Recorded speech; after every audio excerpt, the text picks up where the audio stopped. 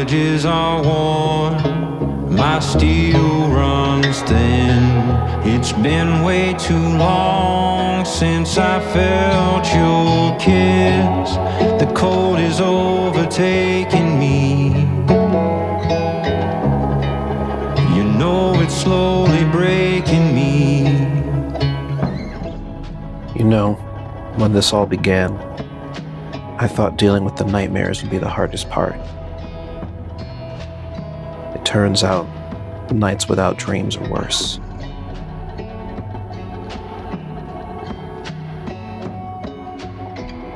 My former employer? Well, let's just say we didn't part on the best of terms.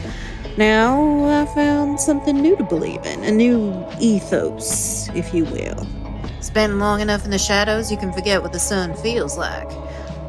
Then it burns you, so there's that.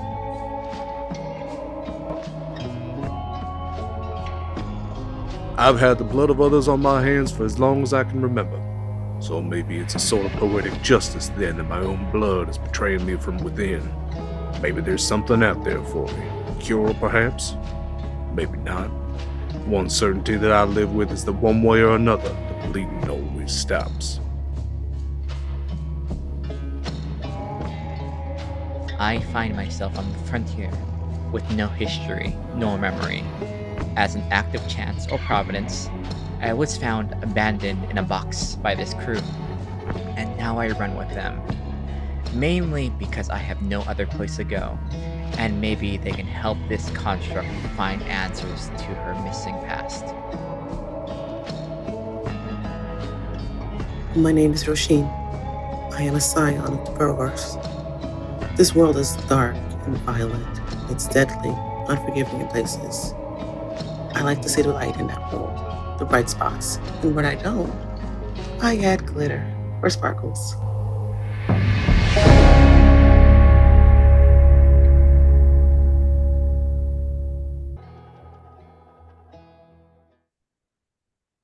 Howdy and welcome, everybody. Welcome to the premiere of Nightmares on the Frontier.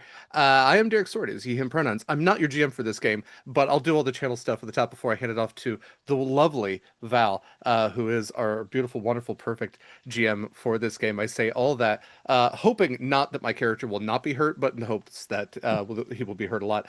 I'll talk about my character here in a minute once we come back around. But I do want to say that this is a Sword and Key production. Thank you to these wonderful people for joining us. Thank you to you in the audience. Not only is this a Sword and Key production, it is also one of our charity games. It is in support of World Central Kitchen, a wonderful organization that works around the world to provide food staples to people in need in a variety of countries, in a variety of settings, oftentimes war-torn settings.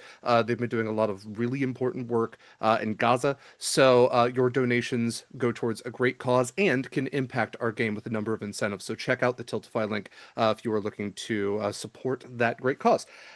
Also, if you are looking for any of our other links, including that one, you can go to beacons.ai/sword and key. That has all of our links in one neat, nice place. You can find our socials. That's Instagram and BlueSky. You can head over to our Discord where there's cool folks like these and talk about cool games like these. It's also where we post applications. When we have those first, we'll probably have some out towards the middle of November. So it's a good place to be.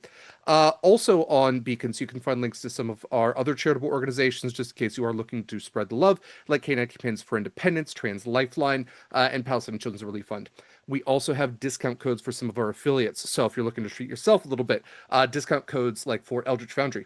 They make custom minis, no matter how weird and wild, normal and mild your TTRPG character might be. You can get a mini of them.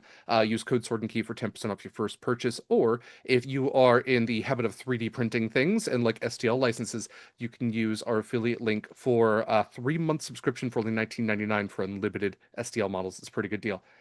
We also have the code Sword and Key for 10% off your first purchase at Long Dog Dice. Jen at Long Dog Dice is absolutely incredible. Makes beautiful dice sets like these. They actually have the Sword and Key logo on them. These are the official Horizons Call dice. That's the D6. You can pre-order those in addition to a number of the other Horizons Call dice, all made for the characters on there. Or get your perfect dice set if it happens to not align with any of those. Again, use that code for 10% off. And if none of the dice absolutely spark 100% joy, you can always submit a form to have a custom dice set made. We're also affiliates with Hit Point Press. You know them, you love them. They make Humble Wooden and Islands of Sina Una and animated spell cards and tons of stuff. Use our affiliate link if you're going to be shopping from them. All that said, I will go ahead and do my character stuff real quick. My character's name is Calamity Cain Harlow, and I am using the Outlaw playbook, and that is all I'm going to say about him right now. And then I'm going to hand things off to let's go to Ark, and then we can kind of wrap over to Val to take us in there. So, Ark, the floor is yours. Hi. Cool. Sorry, Val, did you want to go? No, I'm thinking maybe I should go last and not in between the players. Yes, absolutely. We'll have to go last. So our order that we should have talked about before is going to be Ark, Gilly, Janie, and then we'll wrap to you, Val. Sounds good. Okay. Hi, yo. I'm Ark Dragonbreath, and today I will be playing Amon Raz. He is using the Archaeologist playbook. There will be more. I'm gonna stop there. You'll get all of it. All right, it's you, Hi, Gilly. it me. I'm Gilly. You can find me at look, it's Gilly most places on the internet. And I will be playing Cipher, whose pronouns are she or any. And my personal pronouns are she and her, which I just noticed are doubled up in this call, but that's okay. It's fine. I have twice the pronouns. And that is all I will say about that. Onward. That little silence usually means it's my turn. I'm Janie. I'm playing Roisin. Clairvoyant playbook. Pronouns. Roisin's pronouns are she, her. Mine are she, they. And that's it for now. Yeah. Hi, everybody. My name is Valdrianth. I will be your storyteller for today as we explore the Nightmare Frontier. What is Nightmares on the Frontier, you may ask?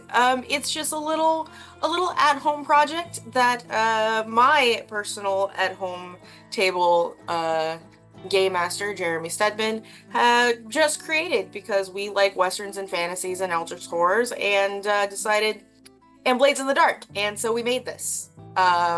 So technically this is our beta run on stream. So congratulations. If you're interested in the skin, let us know. We don't mind sharing. It don't cost no money yet. But yeah, that's I'm looking forward to taking you through this today. Now, you have to excuse me as I am blind. Not legally, but should be.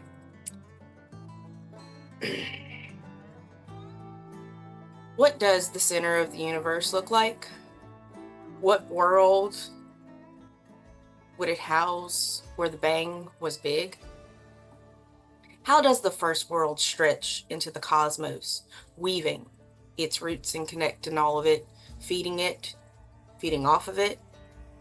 I will tell you it's a wild place, a place for gods and monsters, not for the faint or weak, a place where the tip and scale of order and chaos are fragile, where angels reign the service of the world tree, where their children are the heroes and villains of the cosmos, their divine spark creating the deities of everything, from Odin to El to Owl to Pharasma to Perun to no, not him. That is older than the divine spark of angels. On the first world, Titans weave the landscape in the continent of Rothheim and the ocean surrounding it, forcing most peoples to live in its underdark and sail its undersea. However, on Versailles, the Titans do not shape this land. Cities and settlements are nestled to the east.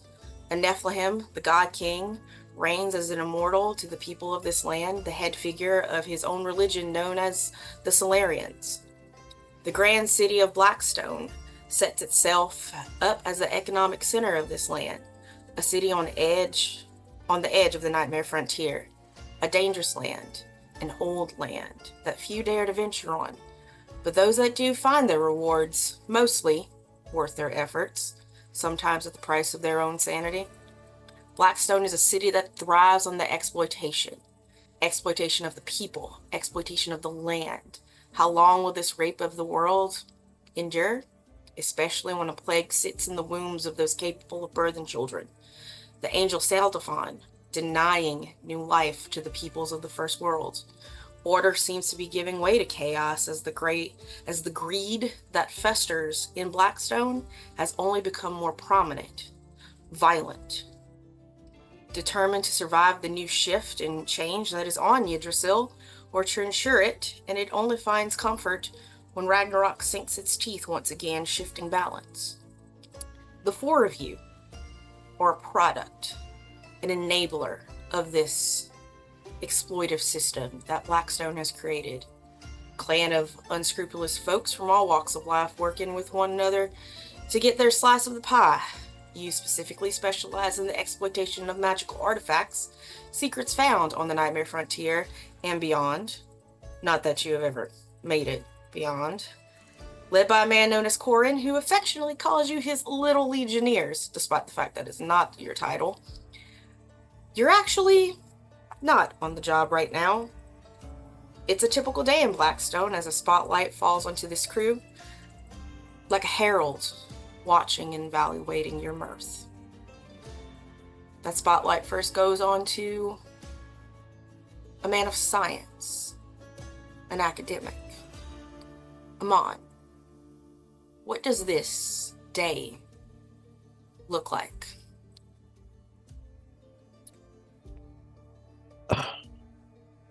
It's loud. He is standing in a doorway, preparing himself to step out onto the busiest part of the street.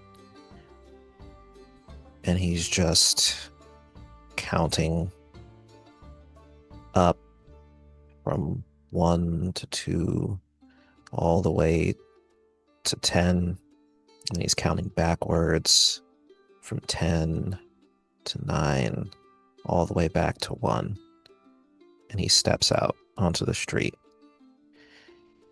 And he sort of clenches his jaw a little bit and reminds himself that clenching his jaw makes it very clear that he's agitated, and he needs to keep himself looking as calm and composed as possible.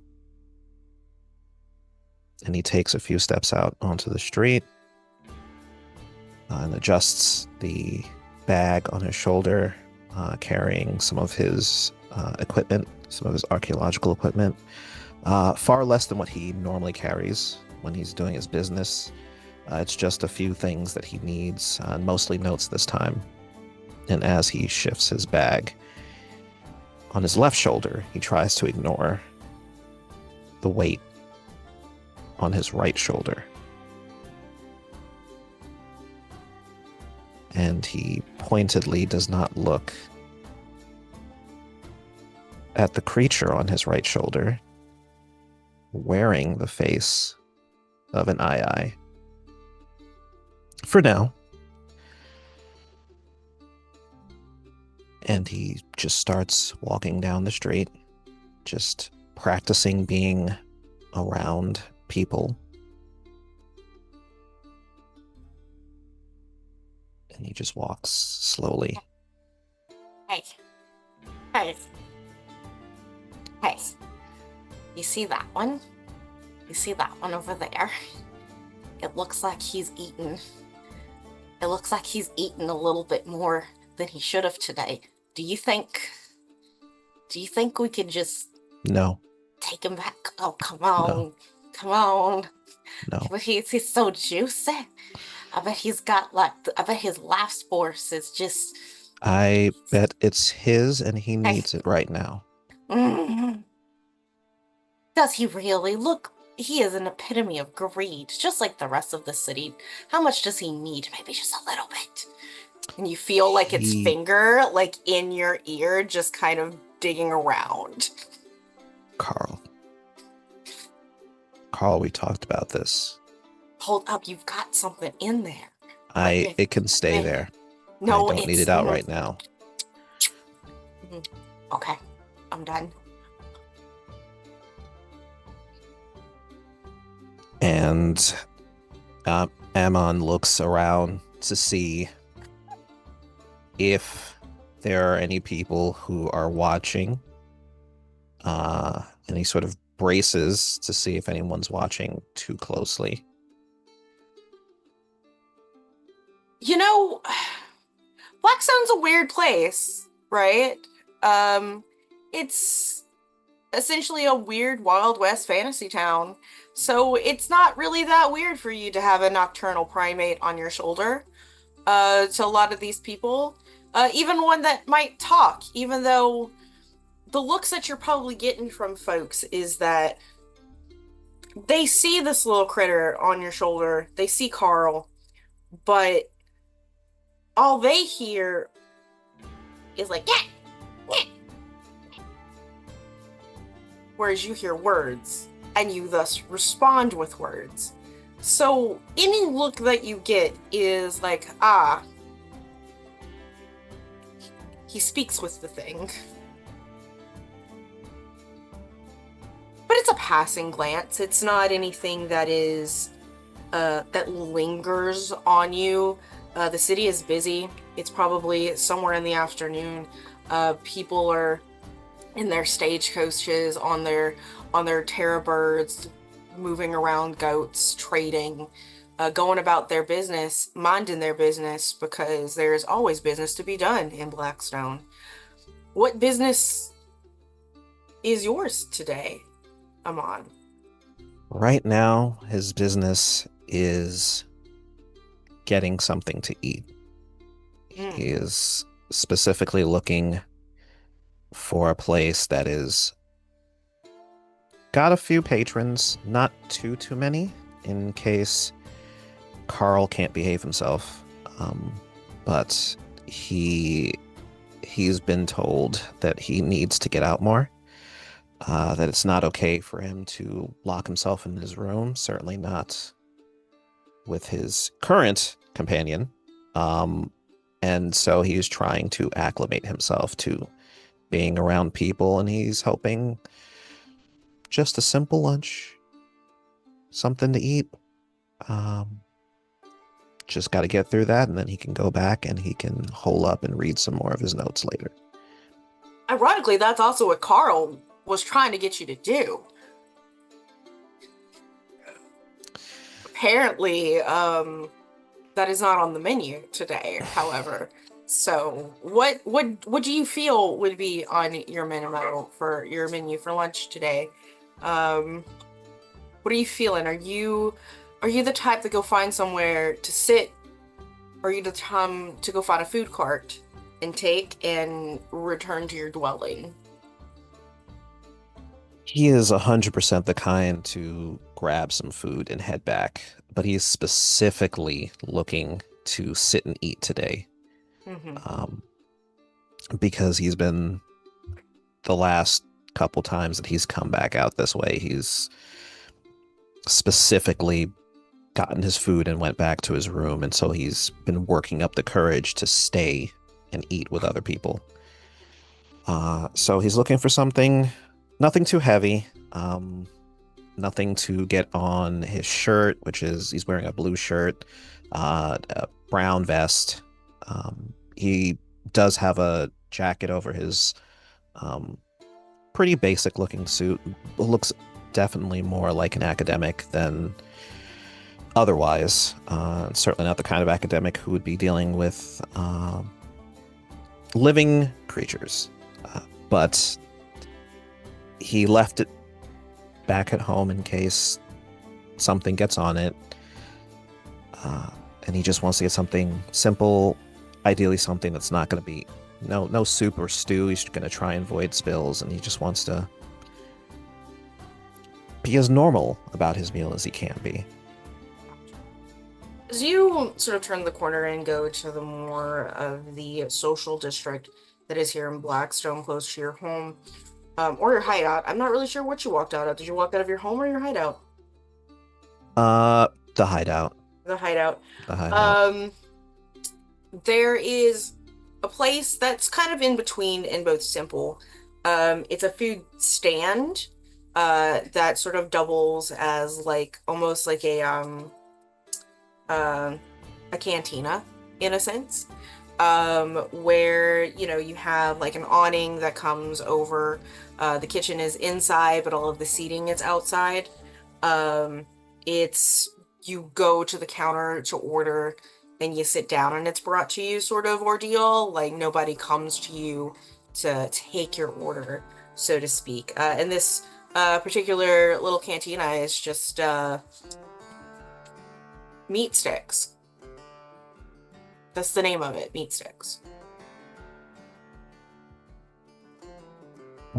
He'll walk up to the counter and just sort of slowly put his hands, fully palms on the counter, and just say, "Hi, good afternoon. I was hoping to get something to eat.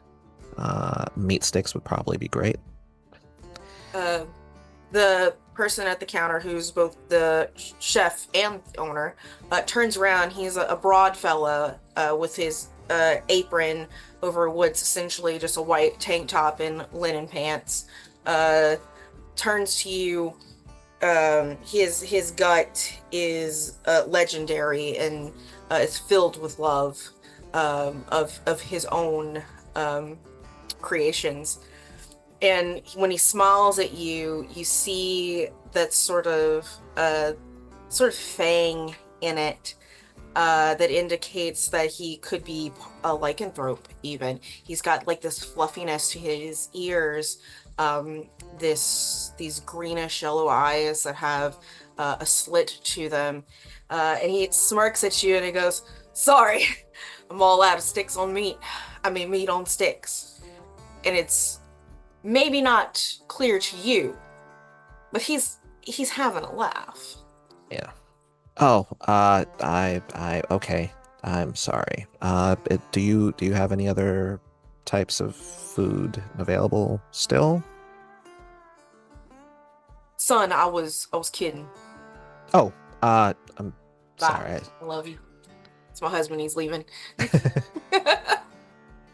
I was kidding. What kind of meat do you want on your stick? Do you want poultry? Do you want mammalian? Do you want fish? Do you want shellfish? Do you want the meat of macadams?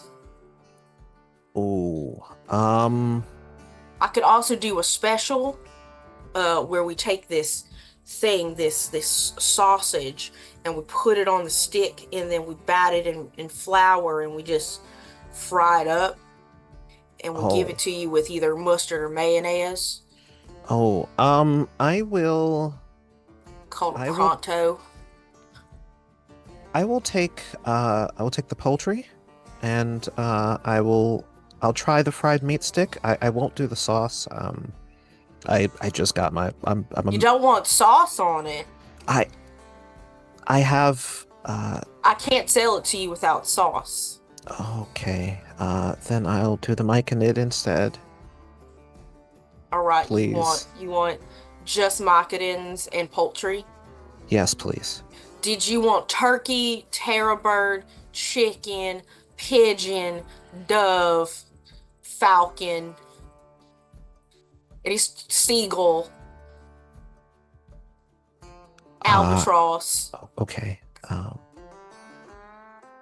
I think I'll do the albatross. Okay. Yes, albatross.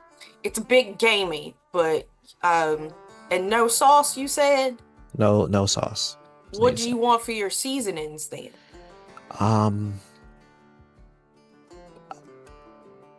What are my options?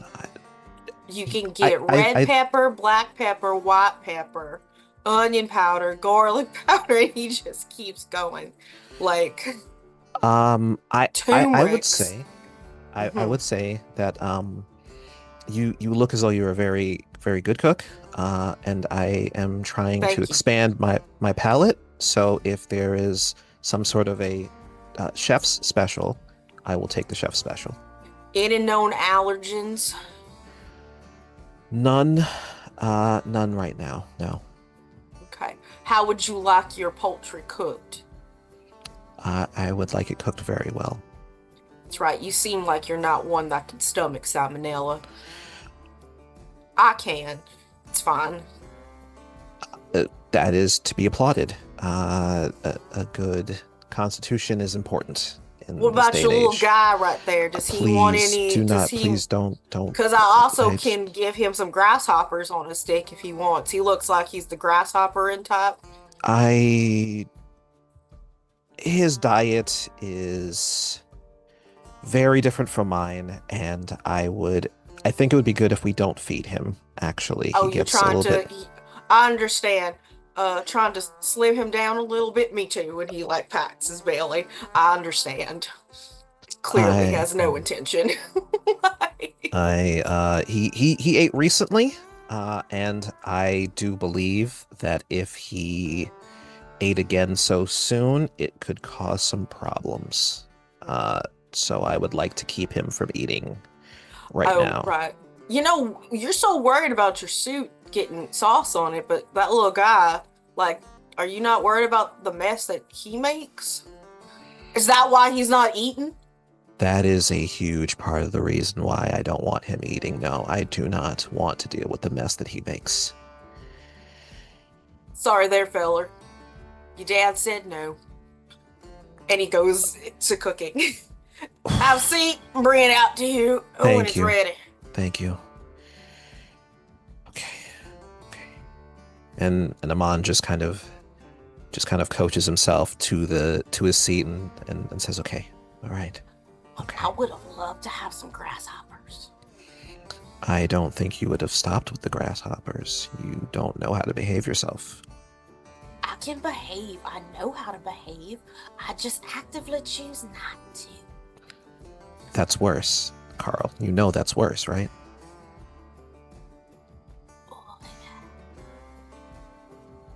Don't you like me at my worst?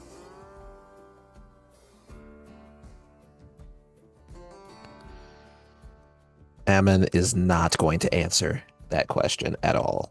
He's just going to sit and do his best to pretend that Carl is not sitting on his shoulder, not playing with his hair, not poking his finger in his ear. Just checking for grasshoppers. As the camera is gonna pull from you as you take a seat in this cantina, which comes with a complimentary agave beverage, by the way. Pulls, which is alcoholic, of course, and green for some reason. The camera pulls that as you're being served your albatross and mushroom sticks with the chef's special of stuff, and it flies through the city to find our next cast member. Cipher, what does your afternoon here look like? I think Cipher is sitting at a weathered wooden table in a fairly seedy establishment. And she has a deck of cards in front of her that she has been shuffling. And it looks like the way that she is occasionally dealing one, it's almost like she's doing a tarot reading, but they're just, no, it's just a regular deck of cards. And she has a drink that I think is on its last dregs, that is some kind of, I think, swirly orange yellow color. She's dressed, almost everything is covered up to her neck. Very long sleeves. The hands are bare, shuffling the cards, but when you notice her hands, it's almost like they have a very slight light behind them. It's a glow, not in the sense of her lighting up a room or anything. It is nothing nearly that powerful, but just a little too much. Her eyes have green pupils. And she has been watching. She's been watching the pickpocket at the bar attempt to con a couple of people out of some coin. She's been watching people who are eating and drinking and making a little too much noise for her. She's been watching the people talking in the shadows, cloaked and dangerous, and she just keeps shuffling her cards. You're shuffling your cards, and this pickpocket, sort of a lanky, dark-skinned, elvish-looking fellow with ash blonde hair and yellow eyes, very, very sharp features. He looks like he's actually being very successful in his con, because the people that he's speaking with are clearly tourists, the type of tourists that want to intermingle with locals but don't exactly do their research. With there are some places that are just for locals, right? And this is one of those places at oddly enough called A Spoonful of Joy is the name of this seedy place. Just there's not a single spoon in sight.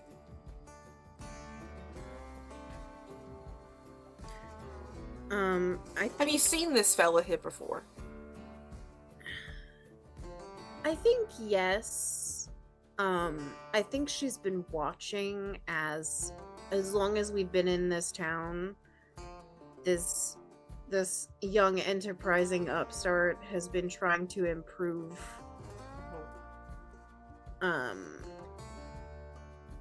And I think Cipher has debated giving advice, but has never, up until this point, actually offered any.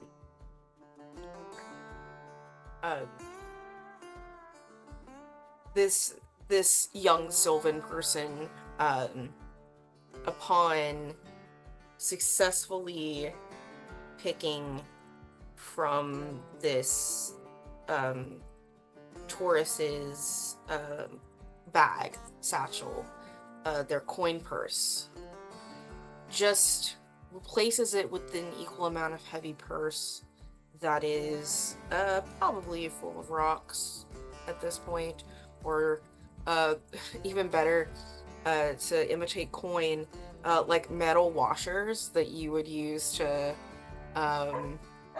to guard screws and bolts together, sort of thing. And as they sort of walk away from this crowd, proud of themselves, the barkeep is handed off the coin purse.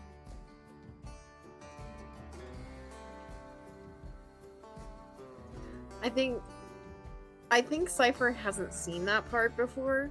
Mm-hmm. And so there's just a kind of little head tilt. And she draws a card. And then places it back in the deck and stands. And walks over to the bar. Barkeep is actually a rather short person. You would probably consider them gnome-like even.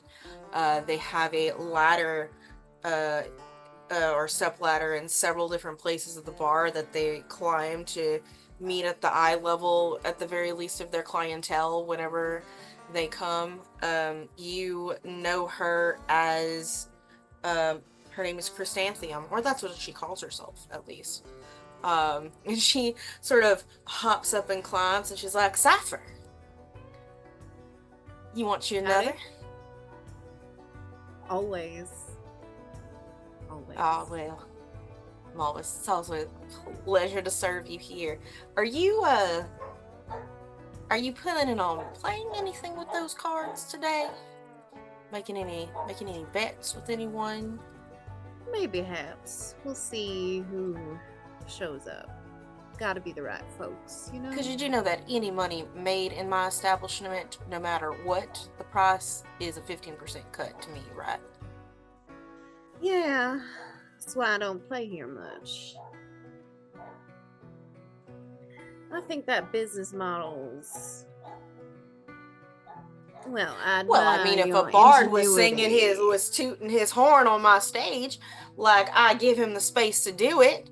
What do you mean a business model? That's the business model of every establishment. You don't have the right. Calm yourself. Oh, don't tell me to calm down in my own house, ma'am. Anyway, sorry. So I'm sorry, folks. This is very common amongst the established at the Joyful Spoon, the Spoonful of Joy. I mean, the dogs are barking. They know you're getting started. Listen, Roscoe is fine, okay? He's just out of... Jack, give him some water! And that lanky little Sylvan guy is like, yeah, I got you, Ma.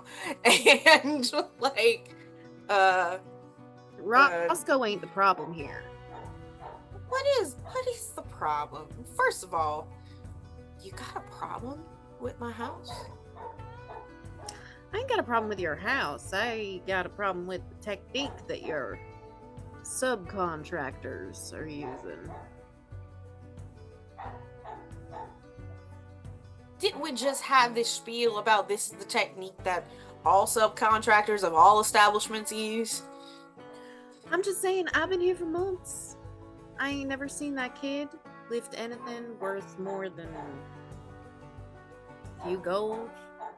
Well, that's just because he's green to this. Gotta train them, start them young. Exactly, you gotta train them. Just because, listen, we can't talk about this in front of I was his age. Cipher, we can't be talking about my contractual obligations in front of these fine two young ladies all the way. You started it. Where were y'all from again, young ladies? You know, the two little like girls are like, oh, we're all the way from Rand, and you look at them and they're just like lizard people, like, but with like the pinkest lipstick and fake eyelashes on. Like, they're like, that's a long journey. We came all the way from in the undersea, and we land in, well, they don't have a southern accent, but we came all the way from the undersea, and yeah, it was crazy. Have you ever traveled under the ocean? Myself?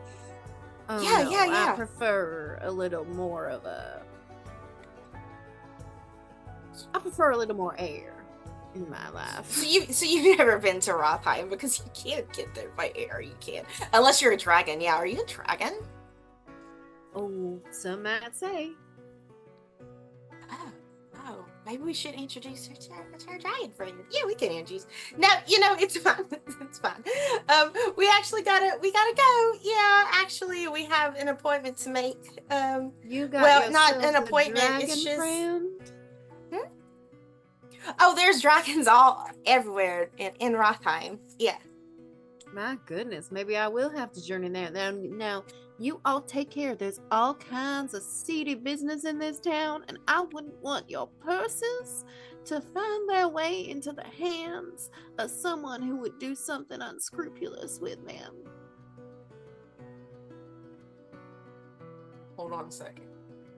That sounds like you're trying to do some sort of fortune roll here. I would actually for you to do something here. Okay. I mean, what she's doing is making direct eye contact with Chrysanthemum, but Yes. But actually, let me see something passively here real quick, because we love rolls. this is not. Yeah, I think for Cipher, definitely there is an effect here, but I think it's very much a side. Like her main goal here is not to protect them; it is to annoy Chrysanthemum. Yeah. Can you go ahead? Normally, the GM in the system does not call for rolls, but this sounds like an accidental... I don't know how to call for rolls in this system, Yeah. so please do. Essentially, is you do an action and you, when you do something, you pick the roll that fits that action, and I tell you its effect, depending on the type of thing. But this could be a negotiate or a manipulate, and they would both have either a standard effect or a great effect attached to them, depending on which one you would roll. So I have 2 in manipulate. Mm-hmm. So what does that mean? That means you would roll 2d6. Okay. And it is a fortune roll, so you're not desperate or controlled or anything like that. We're in free play right now. But the effect of your manipulate roll in this situation, I think, would be a standard effect. Mm-hmm. As compared to limited, standard, great effect. Mm-hmm. Okay. That is a 5 on the dice. So you have 2 dice. Is the 5 the highest? No, there's a 4 and a 1. Okay, so the 4 is the highest. You don't add them up, you take your highest. Oh, okay. Yep. So 4 is a partial success, with some consequences. So the consequences aren't going to be very great because you're not in any sort of combat, right? But with that partial success, the lizard girls sort of like have this moment, and one of them looks like one of those, almost like a Dilophosaurus, like she's got from Jurassic Park, like she's got a frills. The other is a little bit more bearded dragon. They sort of like eye each other, which is also hilarious because they don't turn their heads to eye each other. Their eyes just move to look at each other. And both of them check their bags. And as they're doing this, the consequence of that effect is that Chrysanthemum is like, Cipher, get out. You are banned for the week from here. Do not be in my establishment right now, because I am so sorry.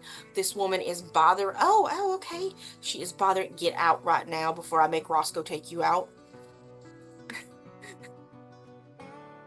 Ace of Spades. I don't care. And I think Cipher just whistles as she walks out, because Cipher, unlike me, can whistle. It's important that in TRPGs you live your dreams. Yeah. Weirdly enough, I also can't whistle. Like when I blow out. Like when I blow in, I can. But I can't do it blowing out. So I also can't do that one thing where you put your fingers in your mouth and you blow. Like it just sound off in chat as to whether you can whistle or not. Yeah. Sound off in chat. That's the dad whistle. That one's hard to do. Yeah, and I think that's the problem. Is just like as millennials, very few of us are dads. At this point, even as elder millennials, we're like, it's not a skill that was passed on to us from our own dads. As you are whistling and coming out into the sunlight and it is a bright day, of Blackstone, the camera pulls off from you, travels through the streets to find Roisin. Roisin, your typical day in Blackstone, what does it look like? The typical day is Roisin would get out of a carriage kind of a little distance away so that she can walk. Mm-hmm. And she hops out of the carriage and she's wearing lots of purple frilly skirty things. Mm-hmm. And she's got purple hair. She's only about 4 feet tall. Mm-hmm. Maybe if she's wearing her shoes that are tall. Mm-hmm. And she's got a bag, like a little backpack thing that's also purple. Everything about her is purple and frilly. Just like different shades of like Yes. purple, like you have lavenders, violets, lilacs, that sort of thing. Yes. Yeah, all layered different Gotcha. purples. What's her And, favorite color? Just checking. huh. I don't know. It might be blue, probably purple. Okay, good to know. Good to know. There is an indigo in there for contrast, which is a little bit Yeah, it can't bluer. all be Yeah. purple. Mhm. And there's a But little bit of white. it's purple. It's a purple adjacent, right? Yeah. Yeah, there's some white too, just to kind of offset some of the purple because you just can't have just one color, unfortunately.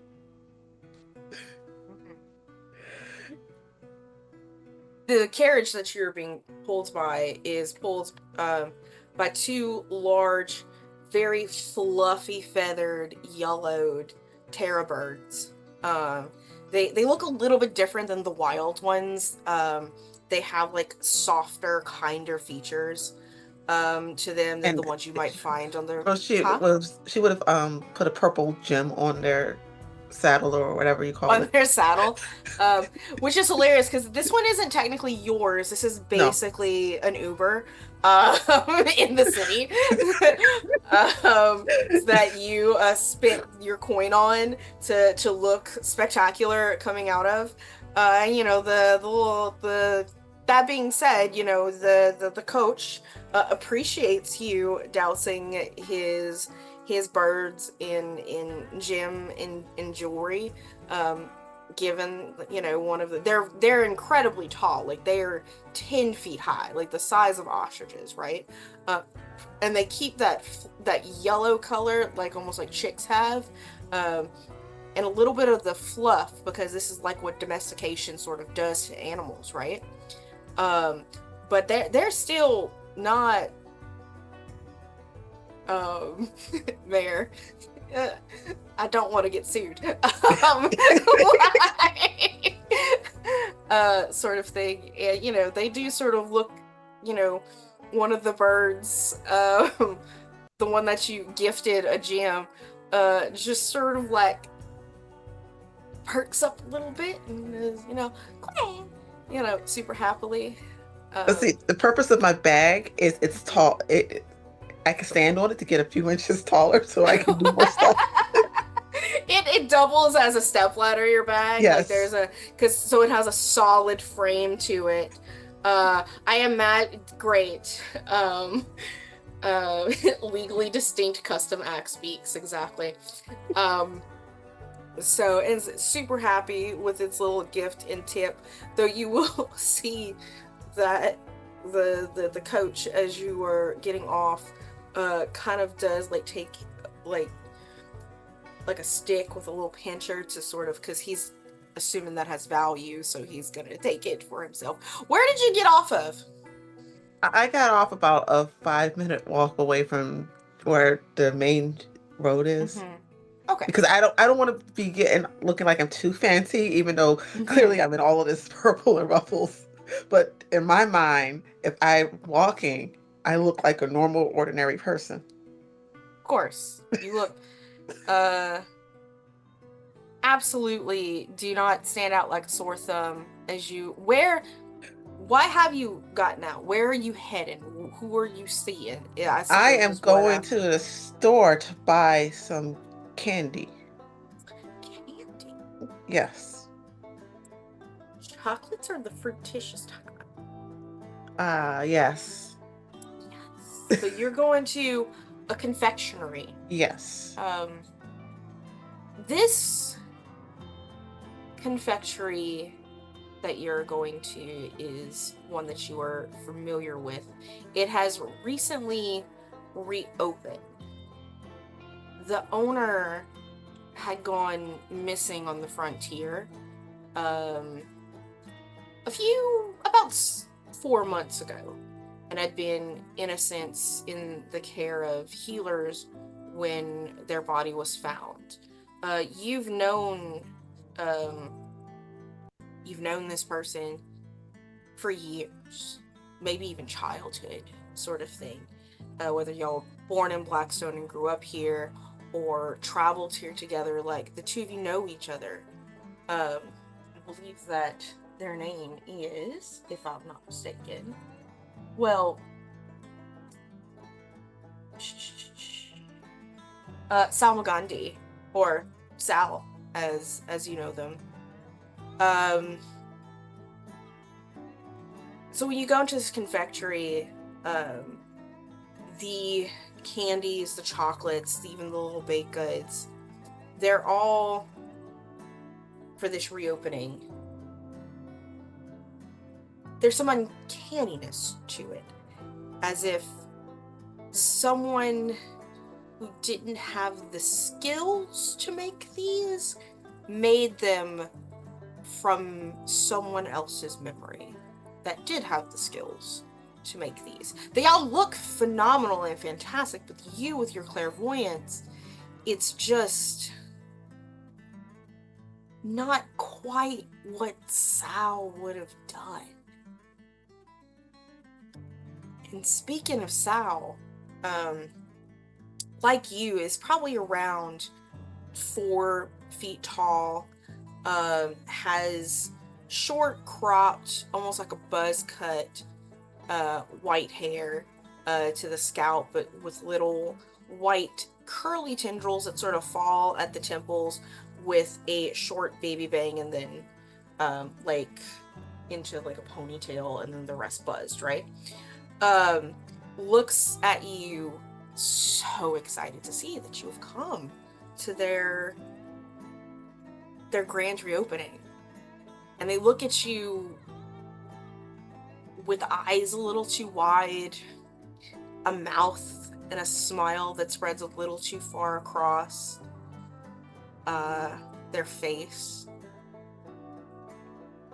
Roisin, with this bubbly personality, and comes around the corner and just hugs you, like so excited to see you, loves that you're here.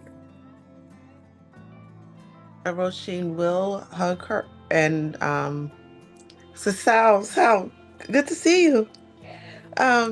Did you make all of this? Yes, I spent all evening and I did every single piece of these things.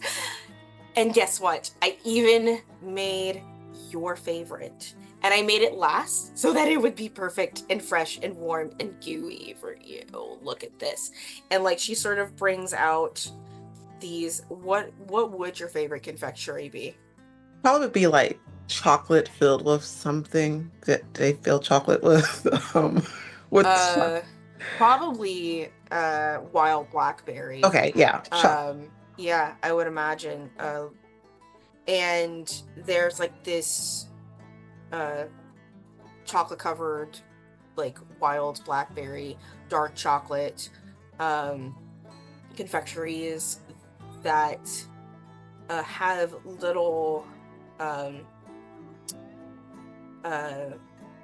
little toothpick inside of it, and you see at the base of the toothpick, like going into the confectionery, is like a wisteria petal.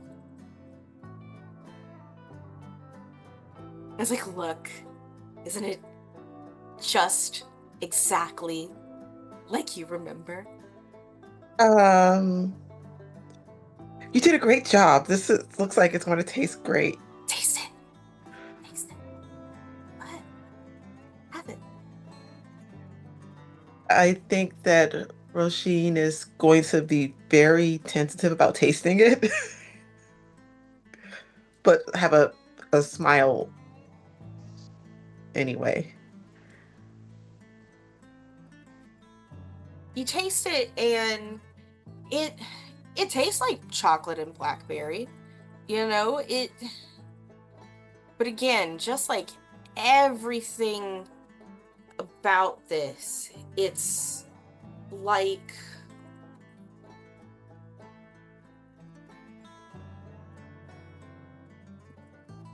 feeling and experiencing it through a forgery. That looks exactly like the Mona Lisa, but it's not. You don't know what the Mona Lisa is, but we get the analogy. Yeah, you did a great job.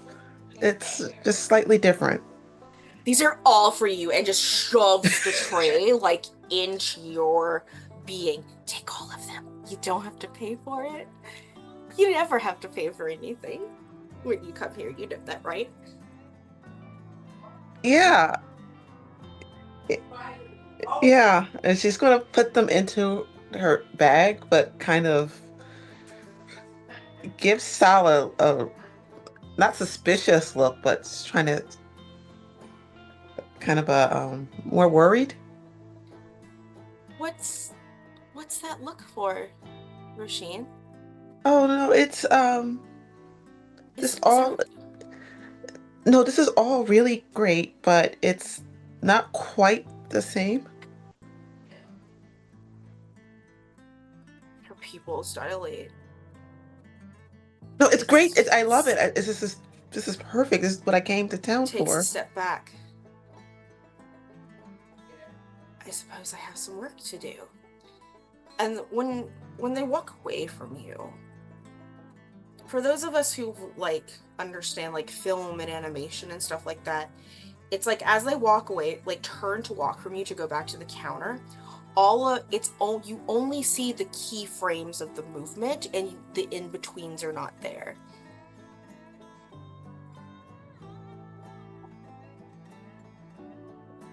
You know, this is all going to be really good. I'm going to. I'll It's make probably it perfect next time. I promise. okay. Okay. But you did a great job. This looks really nice. But you're Roisin, and you only deserve what's perfect.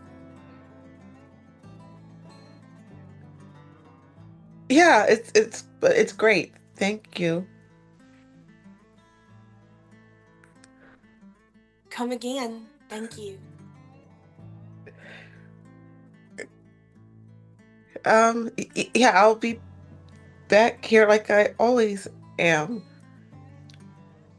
Don't die next time you're on the frontier. You know me, I'm not going to die. We all say that. Yeah. Yeah, I'll bring you something back next time. A present for me? Yes. Oh. Perfect. Yeah. I think I will go. There's more stuff that I want to buy. Here? Uh, I uh, told you don't have to buy anything. yeah, she's like grabs a few pieces of random candy. And she's like going out the door. The camera zooms and flies high into the sky away from you. Seemingly going through the towns, through the districts, and coming upon this very large, probably the oldest tree in Blackstone. It is a live oak that is of grand stature, and within the oak there is a building, a home built into it, or an establishment, so to say, built into it. And this is called the Grand Oak, and it is one of the more respected brothels of Blackstone. And the camera goes in through one of the windows. And Cain, what are you doing in there, buddy? So, he's currently lying in a bed that ain't his. Not that he necessarily has a bed that is just his. So it's not, that uncomfortable of a situation for him. I would say the more uncomfortable thing for him is that he is just fuck all covered in bruises. Big old black eye on him. He's got bruises all over his torso. And that kind of intermingles a little bit. So Cain's a shorter guy. He's a half dwarf. So as he's standing up and getting dressed, just chest hair for days, and the bruises, and then a big old tree tattoo, a world tree tattoo that stretches up his side up to his neck. But he's buttoning his shirt, just groaning in a way that, you know, any man of a certain age tends to do anytime that they get more vertical. I see Ark nodding. He's Things a start short- popping in joints like Rice Krispies, yeah. Rice Krispies, like shaking the bag of popcorn right at the microwave, but he's shorter since he is a half dwarf, so he's just a little over 5 foot. He'll tell you he's 5'2". He's lying. He's 5'1". I would say even that is optimistic. He's barely breaking that 5 foot mark. He's got a beard. He's got these two kind of white stripes and the otherwise dark brownish black hair, kind of yellowish green eyes, and a couple of prolonged canines that he's not overly fond of and tries to keep tucked away, including his increasingly pointed ears. But he stands up and just stretches and goes, "Oh, damn. Ooh. I really need to stop getting this shit kicked out of me soon. Not today, though." Well, as you say this, the person who had serviced you is rather green to the profession. Probably no older than 20, 21 years old. A small girl as well. Probably not that much higher than you, taller than you, standing around 4'11", 5 feet. Not a dwarf or a halfling or a burrower or anything like that. In fact, there are rather darkling, Sealy Court features to her. She has these very large green eyes, markings on her cheeks that kind of look like whiskers, but are like scarred into it. Her own level of pointed ears. Her hair is very fluffy and long and dark and black, and it sort of ends in like silver tips that almost looks like a foxtail. And, you know, she is like, I'm gonna have to raise my prices if people like you keep coming. You know, charge what's fair to you, I always say, but... Well, you're just my second one this week, so... but I'm not complaining. That was a absolute pleasure. All right. Okay.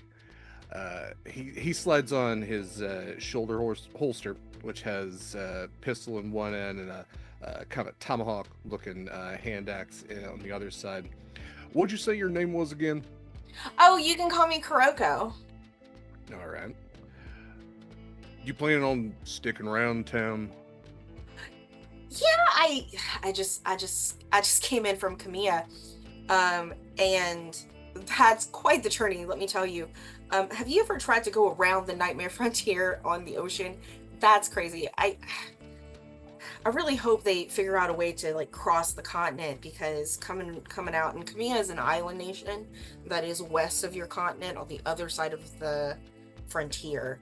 And there is like a well established culture of folk that live out there, and they, but also a little bit isolated because of the Nightmare Frontier, because of the way the undersea doesn't spread past Visay, like it stays towards the east of the continent, sort of thing. So traveling on the open ocean gets pretty sketchy, especially if one of the Titans is out and about, right? So getting here was quite a task for her. I can't say I've ever braved the oceans, but it's about impressive that you did. Thanks. Yeah, listen, if you're planning on sticking around,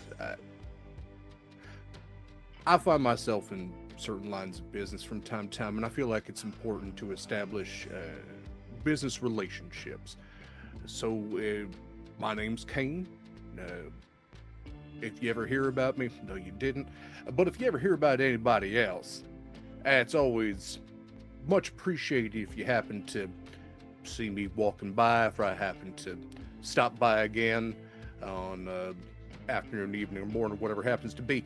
So I tell you what, I think you should raise your rates, but I'm going to raise them a little bit more than that. If we can maybe make a little agreement that just anything you happen to hear, you just pass it along. Ain't got to hurt nobody. Do That fair? you need me to coax any sort of certain information out of certain people? You know what? I am more than happy to pay for services rendered. So you do what you feel is fair. I ain't here to put you in a position. I'm not here to tell you to do nothing. It's just a simple ask, and you know, we can call you a contractor if you want to deal with it that way. But just What kind of always information are appreciate to you know what's like? happening. What kind of information are you looking for? I mean, there's all kinds of information about all kinds of people. Oh, there sure is. I mean, Like, do you You want seem- anything that I know now? you know what? I got money on me. So if you said you've been in town for only a short period of time, only seen one other fella besides me, so I didn't want to necessarily pry too much. Oh but- man, but that fella. Oh shit, that fella. Okay, listen. He went on and on and on and on and on about this self-portrait that somebody painted of him. Like a portrait of him. Like, it's not a self. It's he didn't paint it of himself, but like his buddy painted it of him. Yeah. Yeah. And like went on about his artist and how great they were. And I was like, okay, well, is it somewhere where I can go see it? And he's like, absolutely not. He would never let another person see that painting. Did he say why? I mean, you tend to think that if somebody paints you a picture, I they put it on inquired. display. I was Sure, like, yeah. well, why not? If it's so beautiful, like, why can't anybody else see it? And he's just like, and then he was like, how did he say this? It was like looking at ruin itself. Well, that absolutely is. That's a pretty phrase I cryptic, like. right? It is cryptic as all. Yeah. You happen to remember this fella's name? His name was Daniel. Daniel. Now, Daniel. you have been so incredibly helpful. Tell you what, anything else just like that, important Mhm. people doing silly things, that's what I'd like to hear about. That's what you You like know, to- it really brightens my day. So, Well, I like making people's days brighter. You know, that's why I got into this business. it's a lot of work. Like the way that you lit up, whew, that was special. Okay. Well, Your eyes get really, really bright, by the way. yeah, that's new. All right. Well, I tell you what. And he grabs his hat and tips a little bit. You have a lovely day, ma'am, as lovely as you are. And he will leave a little bit of money on the dresser and head towards he'll probably head towards the headquarters, their hideout. I think that's gonna be his next stop. But he is going to, I'm not sure if it's on the way or not, but he is going to go out of his way to walk by the Blackstone obelisk at the center of town. Mhm. It doesn't matter how out of the way it is. It's just a thing he does. He has to do every day. One of his weird little superstitions. Yep. I was walking by essentially where the dwarves started building this city, in this obelisk that is probably the tallest monument in the building. It's in the city, other than the walls themselves. It is made of obsidian. It's black, it's shiny.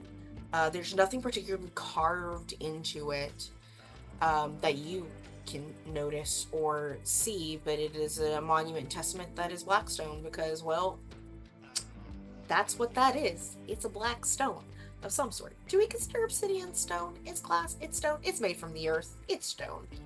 And do you have any contemplations when you go to the monument? Like, what is? It's kind of like the center of like government, as like all the government buildings are around it, right? Yeah, I'm not sure if it is necessarily a conscious thing that he does, or if it is. I think there's the subconscious of that is a security blanket of sorts, since the Blackstone is said to be, the obelisk is said to be like what keeps the nightmares out. Like it's what keeps this part safe, right on the outs, right on the border, the frontier. But I think like in his head, it's just like sometimes it's even a pain in the ass. Man, I gotta go around all them fancy suits, son of a bitch. Like I gotta walk by, but you know what? It's what I gotta do. It's gonna make my teeth itch if I don't. Well, your teeth is not itching. And at this moment, all of you are sort of all outside in various parts of the city at the same time. And as we established, it is a sunny day.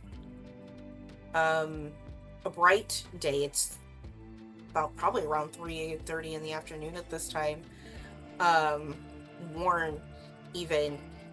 But in all of your various places within the city, a shadow just starts to cast from above. It engulfs the light, blocking out the sun. And when you look up, what you see is a body larger than anything you've ever seen in person before, most of you. It's plummeting down with its faceless form, its halo hanging from its throat, its cloak wings. There is an angel falling from the sky, a god that is plummeting past the walls of this city, and behind it leaving a trail of stardust that sprinkles like snow and ash behind it. The earth shakes when it finally lands somewhere out there in the frontier.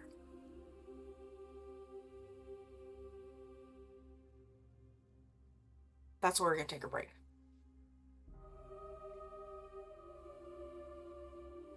All right, folks, stick around. We'll be back in probably about 10-ish minutes. Enjoy our ad reel, please. In the meantime, feel free to put donations towards World Central Kitchen to spice up our game any further. We'll see you back.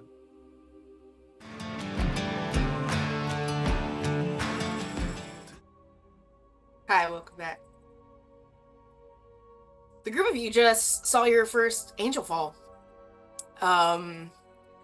You've only ever heard stories of angel falls. Never actually seen one to yourselves, because what falls a god, right? Of course, they've happened before. The frontier is sometimes even littered with the remains of giants that you can only assume were once angels.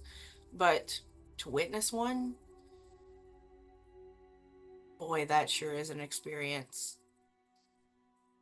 And definitely one this city is going to want to exploit. How did the four of you come together?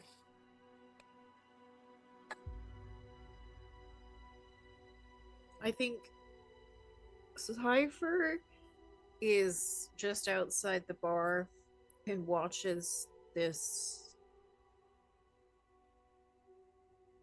occurrence and just goes, huh. And starts to head back immediately to where we have, like, whatever our meeting point is. Your hideout. Our hideout in the city.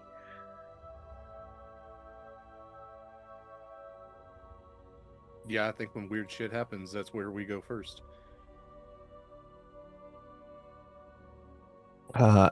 Ammon is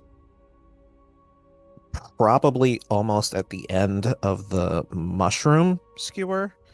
when this happens, and has been kind of holding the meat one like further away just to make sure that Carl doesn't mess with it while he's not paying attention. Leave me alone, No, Carl. look. Leave me alone. Oh my God, what the fuck? And he starts trying to fiddle with the meat and the mushroom skewer. Takes a mushroom. Oh my God, just Can we eat that? if I give you the rest of this mushroom skewer, will you just leave me alone long enough for me to get my stuff? We have to go back. I'll never leave you alone ever again. Will you let me finish? Take the goddamn mushroom skewer, and he just he like throws it. It like jumps up and down, it's a lemur, right? Like the lemur that it is, and kind of like in that moment, like as it like jumps up, all around its bodies, every single one of its eyes open up, which is probably about 20, and then they all close again when it lands on your shoulder. He's somehow still trying not to look, even though he's like, I can't move too much to like pick up this bag because I don't want Carl to fall off because I don't know what he'll do if he's not on my shoulder. So he reaches down very like gently to. Okay, real quick. You don't want a Carl. Nobody wants a Carl. I have to say this. You all seem to think that Carl is a cool guy. I don't know if you know what cool guys look like. I'm sorry. Okay. I'm back now. Carl is doing his thing, and Emin just grabs his bag and he's like putting it on one shoulder and running with the skewer in his hand, and he's still trying to keep it further away because he does not trust Carl because Carl is Carl. And he's just Which, by the way, when he eats the skewer, he also eats the stick with with the mushrooms. Like he just gnaws it, like bites it, like where it is on the stick, and like eats it that way. oh my God. Waste not, want not, and all that, right, Carl? What? I tried. Okay. And he's just running through the streets with his bag, trying not to drop it and trying not to dislodge his eye. And he makes a beeline straight back for the hideout. Roses are red. Violets are blue.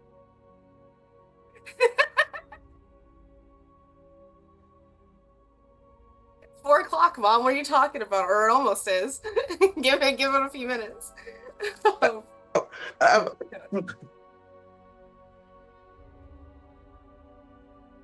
never mind. It's okay. Tara, do you have Okay. anything you want to add, or go ahead, Roisin? I was going to say Roisin is probably still saying goodbye to Sal and is like grabbing candy on the way out and sees that and just says, I gotta go, and runs out. Like who? Like, do you just see the angel fall, or you pointing Yeah, to when I see somebody? the angel Yeah, falling. I gotta go. And Sal tilts their head to the side, and it keeps tilting, and it keeps tilting, and it keeps tilting, and all of a sudden it's back upright. All right, be safe. It's gonna run out. This is the hate to say this is the perfect excuse to leave. Uh-huh.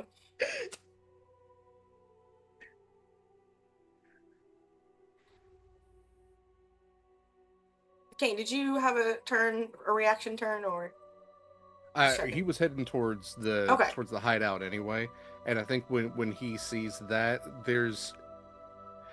having never seen it before and seeing everybody else just maybe even run towards it, he just goes walking away from it because he's not doing that shit on his own. He didn't know how to handle that. What do you do with that? He needs a smart boy for that, or maybe the one who's good at cutting stuff, or the rich one. And then they got that robot somewhere. I don't know where the hell they're supposed to be. Yeah, no, this is not. Angels Falling from the Sky is not in his wheelhouse of any Yeah. sorts. So he is going to find smarter, better people for that. Mm-hmm. And you happen to know smarter and better people for that. Within 10 Cent Legion, your artificer crew, the four of you convene at your hideout. Give me a fact, one from each of you, aesthetically, about your hideout. Something descriptive about it. I think there's a lot of crates and boxes that we Mhm. just have not sorted through. This may or may not be based on my real life experience of attempting to clean out my closet.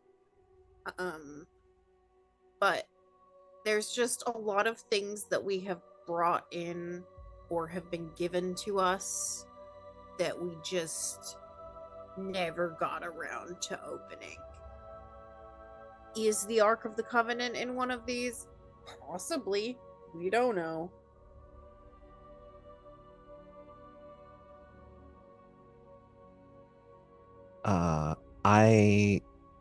I would like to propose that almost all of our furniture is mismatched because it's all secondhand stuff that we've been given. So rather than it being like a collection of like pieces that, you know, we decided like, okay, this would be nice, this would be nice. I think all of it's just been like, hey, you know, I have an extra chair here. There's this old table. I can't do anything with it. It's too beat up. But if you can fix it, you can keep it. And it's just a mismatch of hand-me-downs. And I said that Roisin has randomly bedazzled some things and not others. And like it's the weirdest things that are bedazzled.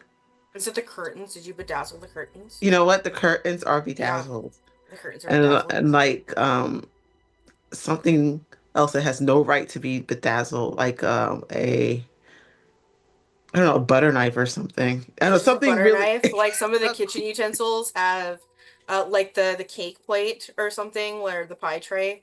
A The crowbar. yeah, yeah, a crowbar. Oh, that's a crow. perfect. There is a bedazzled crowbar that is used constantly, and because it's constantly to open all these crates, right? Uh, but in every time that it's used, one of the little like bedazzled stones will pop off of it. And so on top of that, there are, because you always put new ones on when you're Yeah. there. The whole floor just has random rhinestones um on the floor. Nobody We're has swept tapping these up. into a real theater core wound here. Yeah. In fact, I almost wonder if that's not your front, is that you are is a theater trope. Like, sort You know of what's thing. funny? This is not even. I've played one other game of Blades in the Dark, and we were also a crime syndicate in a old theater. It's contagious. Yep, there you go. In our other game, that I play in of this one, our hideout is the basement of a used bookstore.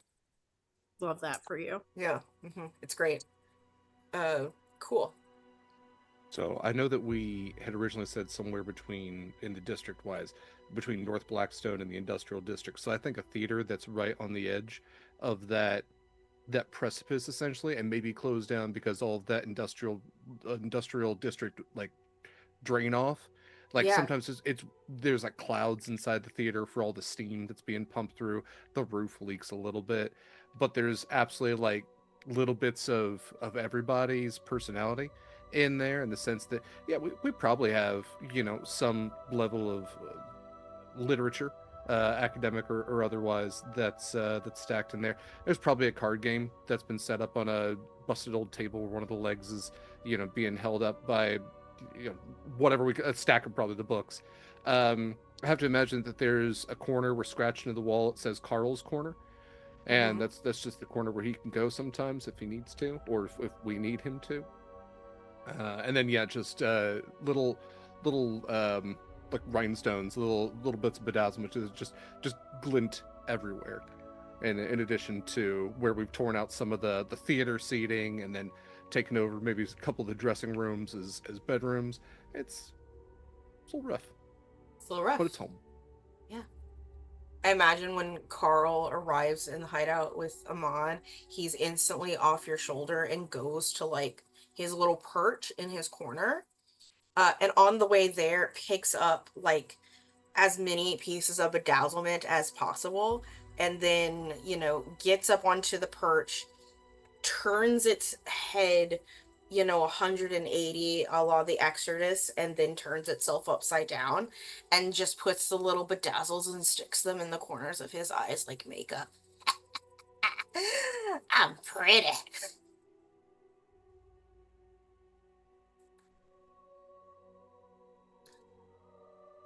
Is the Yes, sign you that are, says Carl. Carl's? Yes, Is the you are. sign Yes, that says he's in his Carl's corner? Yeah. Is it like decorated? It's In my head, It's he had scratched it into the wall, but Yeah. I have to imagine Roisin like bedazzled the scratches. Yeah. yeah, Yeah. yeah. When He's Cipher, just Go ahead. oh, I was just gonna say, when Cipher walks in, she flips like a packet of what I have to imagine is legally distinct blue tack, right? Over to Carl. Like she ran an errand for him, and for decoration purposes. Out of character, Lee, what's blue tack?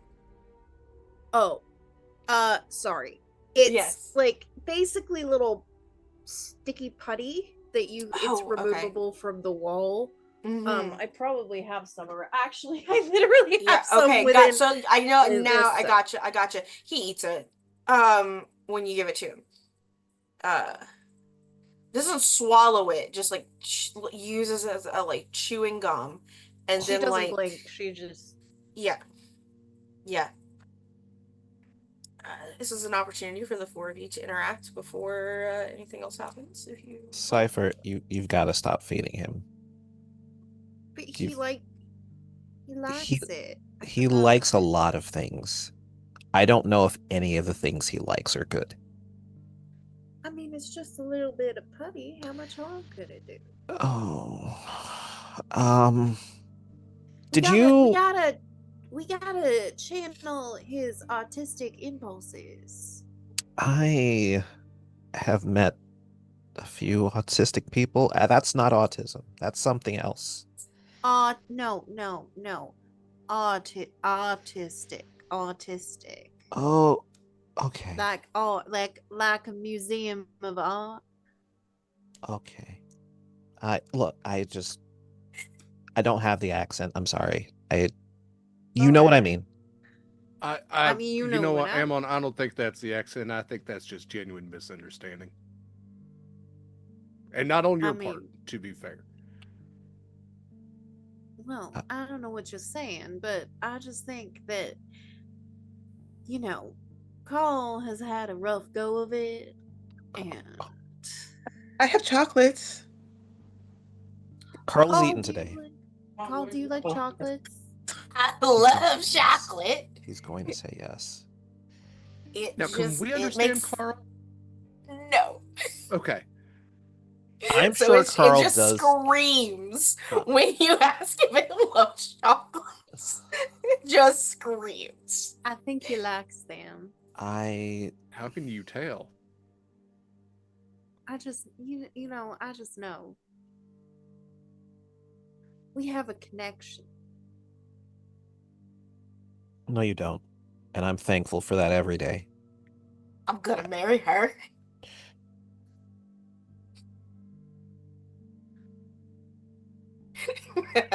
Okay. Should I start with Cipher didn't hear decorations? that. We should probably pause with the decorations. Did anybody else look in the sky? I did. Yes. I saw that. You saw the thing. Yeah, it was an angel fall, but you sure we should pause with the decorations? Because I have so many ideas. Okay. No, I'm not really from around here. Does that happen so often that you just don't care? No, I no, mean- I care, but decorations.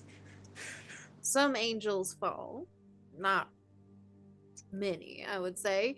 I don't know anyone who's ever witnessed one personally, but we might want to go. Well, everyone's gonna be headed over to sea, so I mean, I guess it's sad. Cipher does not look sad. Okay. All I right. mean, anybody know anything about Angel Fall? I ain't never seen one. Like Sai there, I don't know anybody who has. Ammon, you read anything in your fancy ass books about when angels cry or whatever? I well, so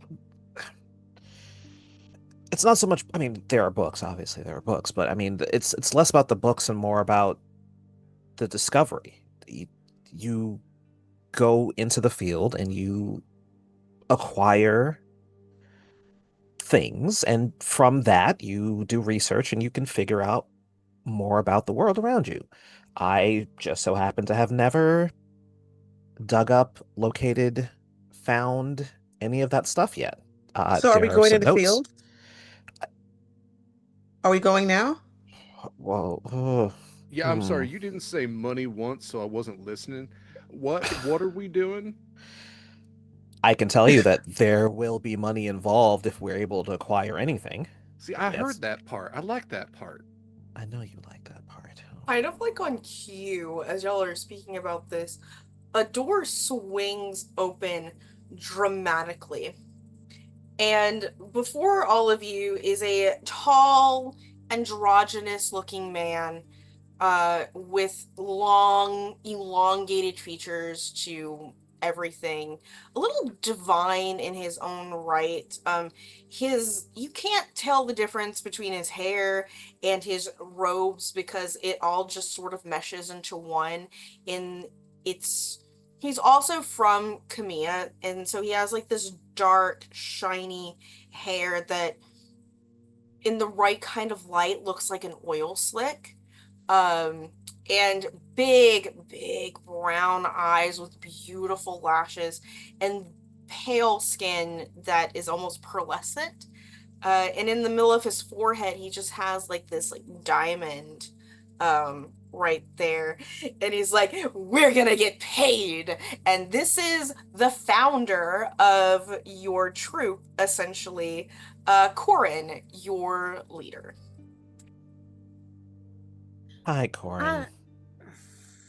I just want to say up front that this is precisely the kind of job that once my former employer would have sent me on. So if we're gonna go check some things out, we should know there are gonna be other interested parties there. Oh, absolutely. However, I have something specific that I want from this thing. What do you want from it? And then Roisin is going to give Corin some candy because that's what she does. Oh, thank you so much. And he like takes it and he like chews it and he's like, it's a little grainy. Did you notice that it's a little grainy? Yeah, Sal's having a little bit of trouble getting it right. She did suffer a brain injury, didn't she? Yeah, And it's yeah, a just brain coming from that. injury. Mhm. That's what it Yeah. is. And he just like takes a handkerchief from one of his like robe pockets and just like, yep. Um, I'd like its heart. You can get whatever else you want from it, and we will sell it onto the market. But I would like its heart. What's your intended use?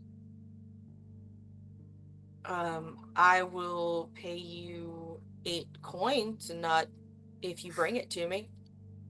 Darling, that ain't the question I asked. I know You're it's gonna not, you're but gonna give that's us an your extra answer. 8 to not ask questions? It's gonna be 8 total. if you succeed Ain't no in harm getting in its that. heart. And then everything else that you happen to salvage from it, you keep the profit for your own personal self. Do you have an idea of how big we're talking? Like, are we gonna need a wagon for this, or is it a scalable sort of situation we're looking at here? Have you Angels ain't have- giants. it was big. Like it was Yeah. big. Yeah. I guess- Like, how big? I mean, I just assume it doesn't have to be in tack. Oh, so we can bring pieces of a heart. Yeah. You can put it in its separate chambers as long as it's properly dissected. Bags of hearts is what you're Bags of hearts. Yeah. saying. Yeah. Okay. Does Crates of Cipher hearts. know what what the possible applications of that would be? I mean, like having it's a god, right?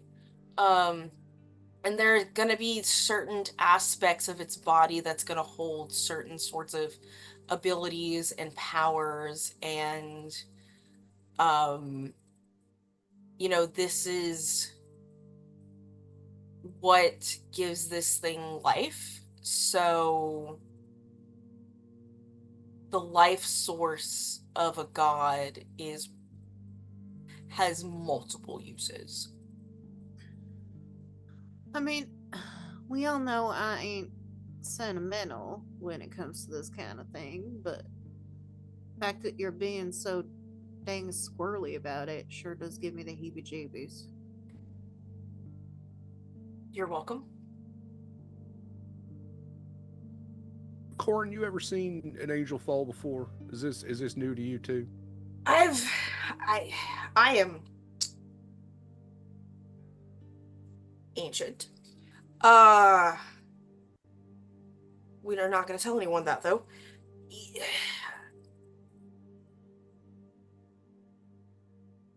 I've never seen an angel fall, but I have seen its direct descendant fall before. Not just like its direct descendant, like several generations behind, but like its literal first generation Nephilim fall before. They're just as large sometimes. I mean, in fact, hold on a second. Hold on a second. And he goes through some of these crates, because some of these are just crates. It's not even scores. It's just his stuff, right? And he goes through everything, and he sort of pulls out this jar with goop in it, and you see it's like, this is a thumbnail from that Nephilim, and like holds out the jar. So I have a question. Keep Carl away. Yes, do they ma'am. look like the angels, or do they look different? Like, I noticed that the angel didn't quite have a face. Do the Nephilim have faces? I hear everyone- they're all slimy and they have claws. They do. Yeah, How many slimy, claws? like duckweed coming out of. Yeah. And when they touch you, you get like a little prick of poison. And then it just makes you real sick for like Oh, a day or so. But if you keep touching them, like you hold hands, oh, that stuff's nasty. Corin So we're not gonna narrows hold his hands eyes with at you. Cipher.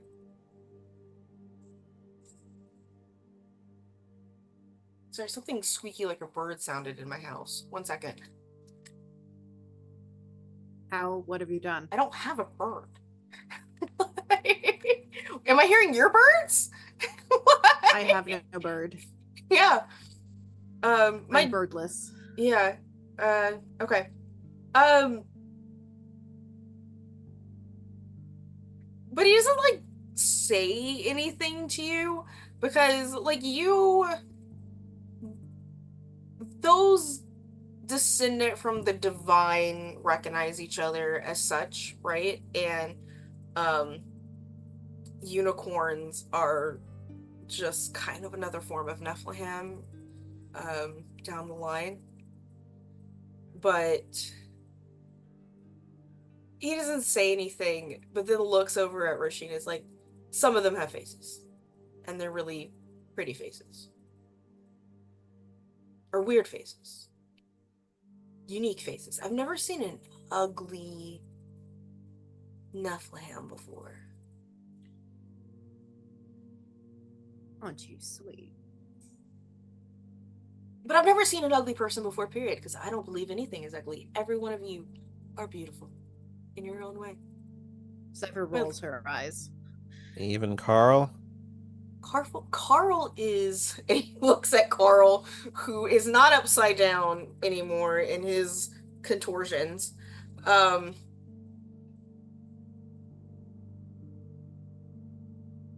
So, about this angel heart, Carl is disappointed. He just wants to be called pretty. Before you head out, you should probably go out and gather some information about maybe what to expect from where it landed, which angel it is. I'm sure some of you have resources to exploit. I hired you all for a reason, right? So, do it. Go give me an angel heart.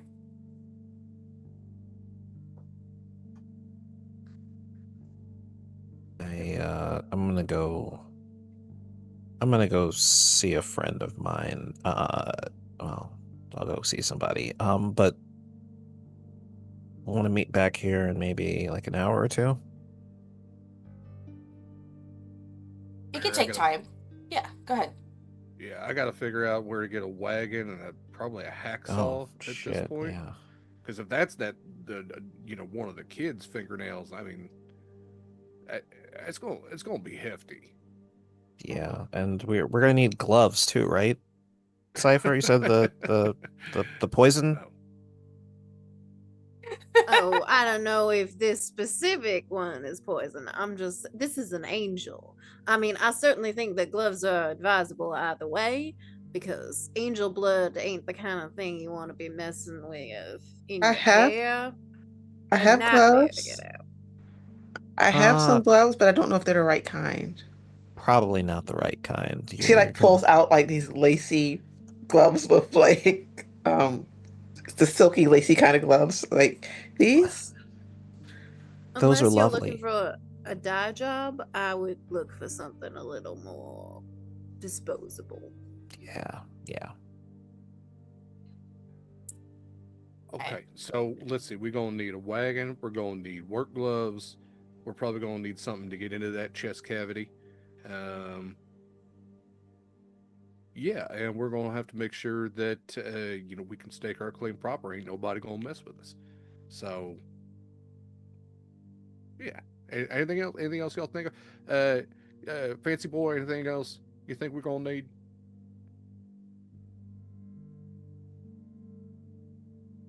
I ain't that fancy, and I ain't a boy, but No, I'm sorry. I was talking to Corin, not you, Si. I mean, you're rather. You flatter me every time, Cain. That's what it is. Yeah, I trust in your instincts. You are just capable, viable employees. My adorable little legionnaires. the way you say the word capable gives me sort of an unsettling feeling. Why would that make you upset? I'm just unsettling, not upset.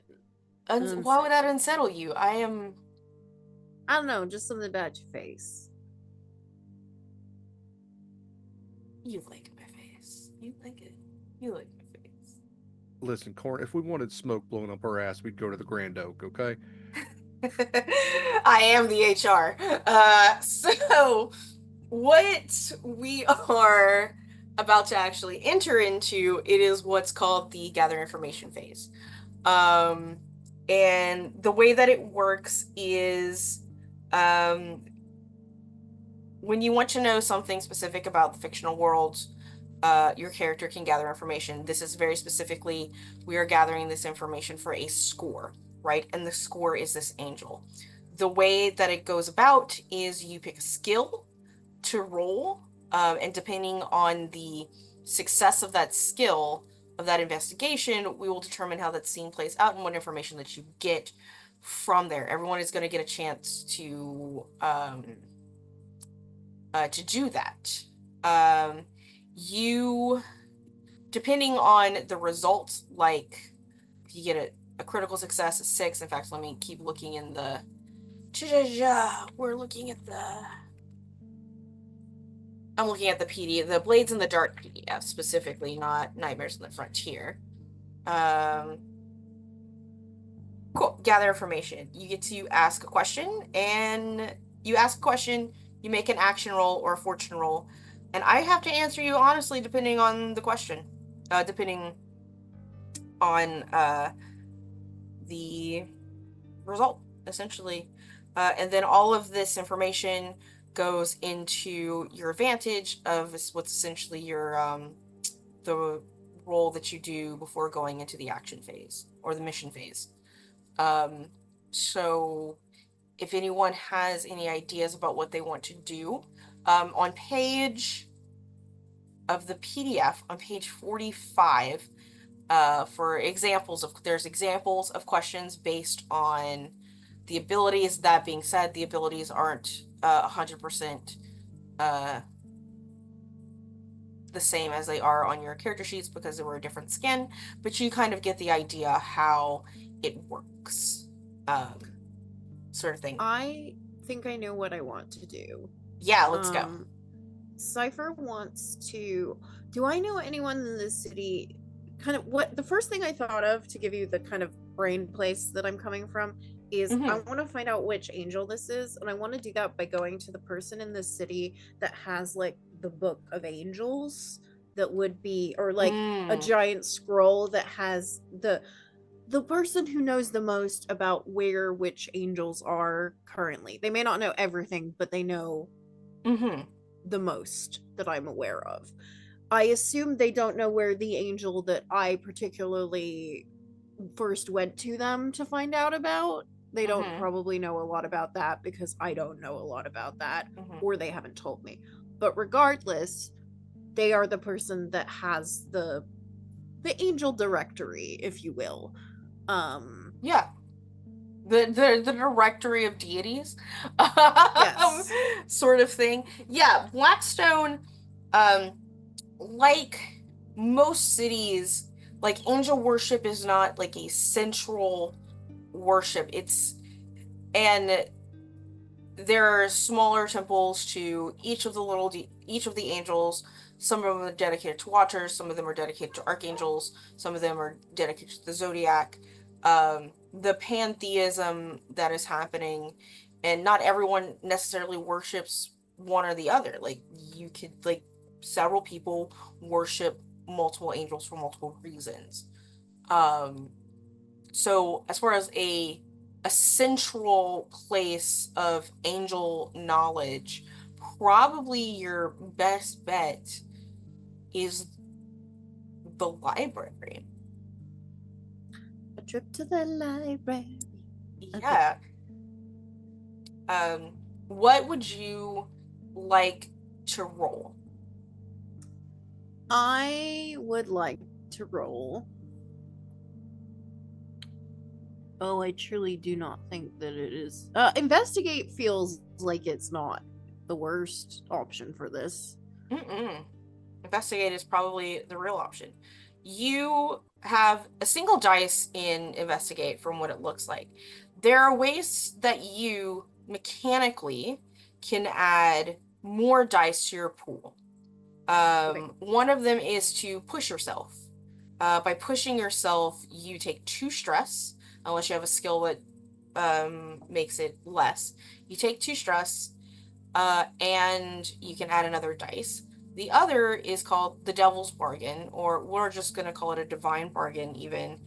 And essentially, you make a bargain with some sort of divine, otherworldly, cosmic being. It gives you what it wants from you. Like, it'll tell you what it wants. You can say yes or no. And if you say yes, you get the extra dice to that. However, whether you fail or succeed, you still have to give it what it asked you for. So I do think there is an entity that Cipher would go to for a devil's bargain, but I don't think we are at that point yet. You can contact it. We can be cryptid about it. I mean, I could. Okay. I think for this, she would investigate and push herself. Gotcha. And I think if that doesn't work, then she will pull the other card.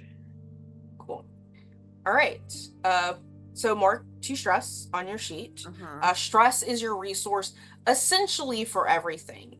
And if you at any point go over the amount of stress that you have allocated, your character is essentially out of the session, either physically or mentally checked out, either passed out, knocked out, losing their mind, sort of thing. But yeah, go ahead and roll. Okay. So you will get 2. So how many dice is that now? 2 dice for your investigate, because you have 1, and you're pushing yourself for an extra. Okay. 5 is my higher. 5 is pretty good. So, for 5, because I want to say you get good details and you get 1 clarifying follow-up question. So go ahead and ask, what is the information that you want to know? Which angel fell from the sky and why? You are scouring the library, the sketches, the information, the tomes, and then you come across an image that, not like the one that I shared y'all in Discord, but something else. Maybe smaller, more childlike version of what you saw. And it's not by itself. There are 2 of them.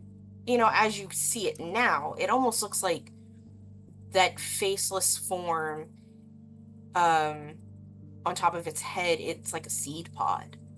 On both of these beings' heads. And it looks exactly like it, you know, maybe more infantile from what you saw. And it says Metatron and Sandalphon. And you know, Sandalphon has been on everyone's lips lately, because Sandalphon is the angel of new life, which for the past 5 years, none of you, not a single sapient being on Yggdrasil, has been able to birth.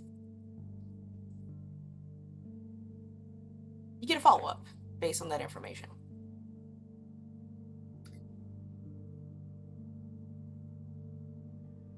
Which of those 2 being? So I believe, to be clear, I believe it is one of those 2 from my research. Yes. My clarifying question is,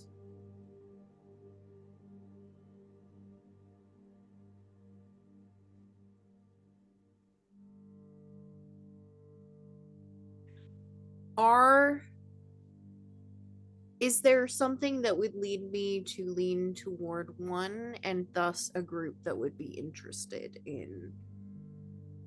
particularly interested in this occurrence?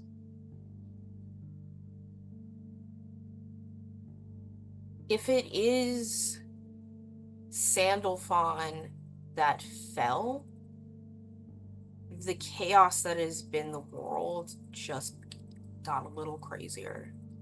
Because it's one thing for the god to deny you the ability to reproduce, but if it fell and it's dead,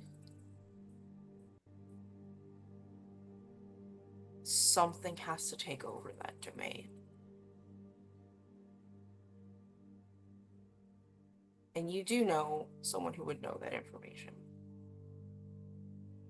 Because she has just created her own domain. Okay. I guess I'm making a devil's bargain. Can I still do that, or is that you succeeded in this sort of thing, and the way that this sort of goes, it's a one roll situation on your Sure, gather that's informations fine. for this. But next session I'll have something for you. Sure. Don't you worry. I'll hit up my upline next session. Yeah. Who would like to go next? So what I'm thinking is I'd really like to know what the situation is down there before we get down there. Maybe it's cordoned off, maybe it's blocked off. What I would like to do is, I'm assuming Blackstone has like a town guard or law enforcement agency of some sort. Yes. In fact, let me look at the 1 second. On Constabulary of some sort. Yeah, give me a second. Yeah. I should have this information. I just have a lot of windows open. Not this window, this window, this window. Close that, close that.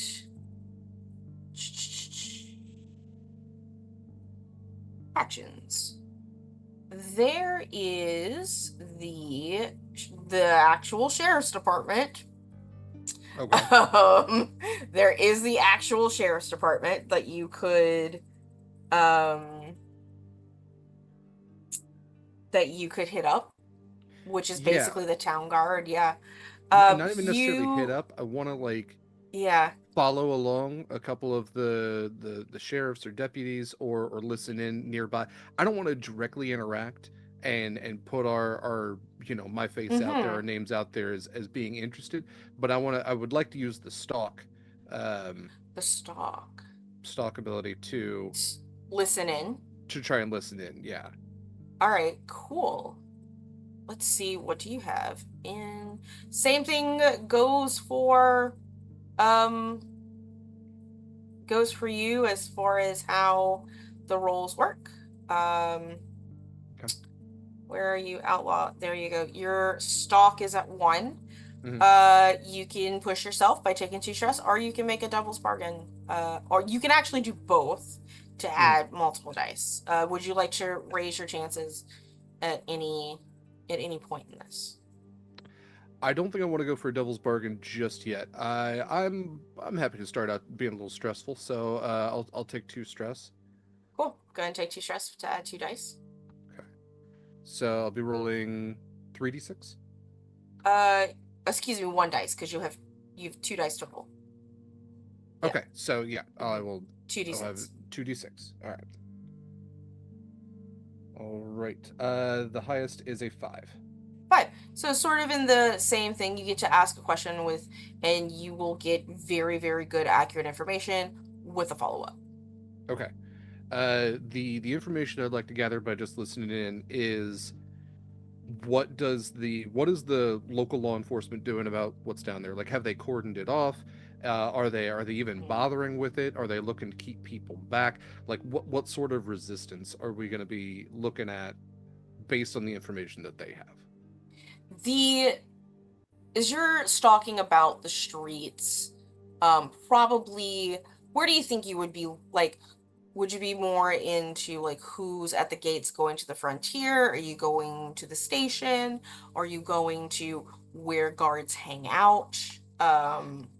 Yeah, I think especially since, the gates are where everybody's going to be heading anyway.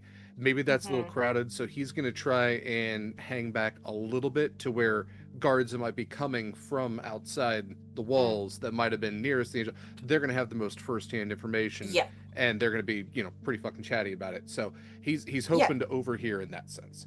Yeah. So what is local law enforcement's um official reaction to this is what you're Yes, yeah, gotcha. official reaction that we can plan around. Yeah. The vibe that you are getting from them is that they're more worried about not necessarily the fallout of because it landed on the frontier. What they're worried about is going to be the aftermath of when scrupulous crews like yourself are coming in with body parts, magical parts. What does that mean? Like to have what angel parts inside of the city, not just like, you know, who's going to be buying them, who's going to be selling them, but like, how is that going to affect the is there going to be any magical after effect, like that kind of stuff. So they're not necessarily organizing for what's happening outside of these gates, they are organizing for the aftermath of when those things come in here. Okay. So You get a not a lot of, follow-up. yeah. Mhm. So what I'm hearing is not a lot of resistance out there, but the biggest barrier we're going to see is getting back into the city. So the follow-up that I Yes. would have is, what is the best workaround to getting back into the city? I'm assuming the main gates aren't going to be our best avenue. Is there a back door? Is there a way to circumvent? There's always a back door. You know that there are the the under the underground, the underdark, the very ends of it sort of expands to Blackstone. So there are entrances on the frontier that go underground into the city and come up in certain places within the city. Okay. And that could probably be your least, at least from local law enforcement, your least resisted way of getting back in. Mm-hmm. Replacing one problem with another, but absolutely, at Yeah. least to avoid that. Yeah. Okay. I have to pee real quick, and then we're gonna get to Amon and Rashid. Yeah. So yeah. What are you doing, cat? So is it like with an eye, like when it has the multiple eyes, is it like, do you refer to it as an eye, like how many eyes there are? And also, like, is it a wet willy? Is it a wet Carl who sticks the finger in the ear? These are all That's very good upsetting. questions. Yeah, these are the questions that I'm living with right now. I just need to put those out there. I will say that I worry that Carl's finger is not wet. That's the part that worries me the most, that I don't think it's wet. Upsettingly dry. Yeah. Just Like, could start brush fires by rubbing them together dry. maybe. Well, It's a big callus. Carl. There was an arson era for sure. That now is the arson era, actually. I don't think he's left that era quite yet. See, I'm just wondering about the gloves. What if I get really cheap gloves? Are those considered disposable? And should they all be the same color? Disposable is what you say it is. You just True. have to be willing to throw them away after. You can They use should- your fancy gloves, but they're very pretty and they will be no longer pretty. All after gloves you are use them. disposable. It's just how much it hurts to throw them away. Well, I have to get like the same color for everybody, so we know teamwork. Oh, we're matching? Yeah. We're matching? Okay, cool. I'm wearing a lot of green today. All right. Who would like to go next? I can go next. That's good. I think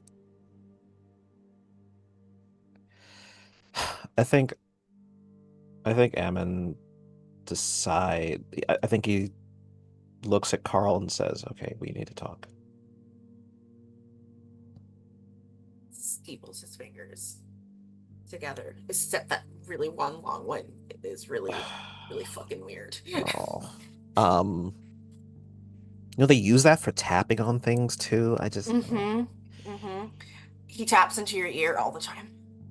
I wish he wouldn't. I really wish he wouldn't. I know. And because he does not respect your consent in that matter whatsoever, it's literally impossible for him to understand. He doesn't know. I don't know about that last part. I think he does know, actually. By the way, we're engaging in C&C right now. Look, I gotta go. We have to be around people. I know that originally the plan was just one time today, but it's gonna have to be at least two. So I'm going to have to ask you to behave yourself when we go out.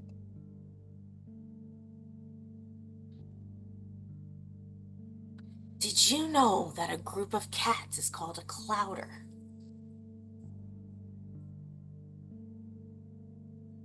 I did not. Thank you for this very important information. Guy who gave us mushroom sticks is a part of one. They move in their little house carts, and there are so many of them. Okay.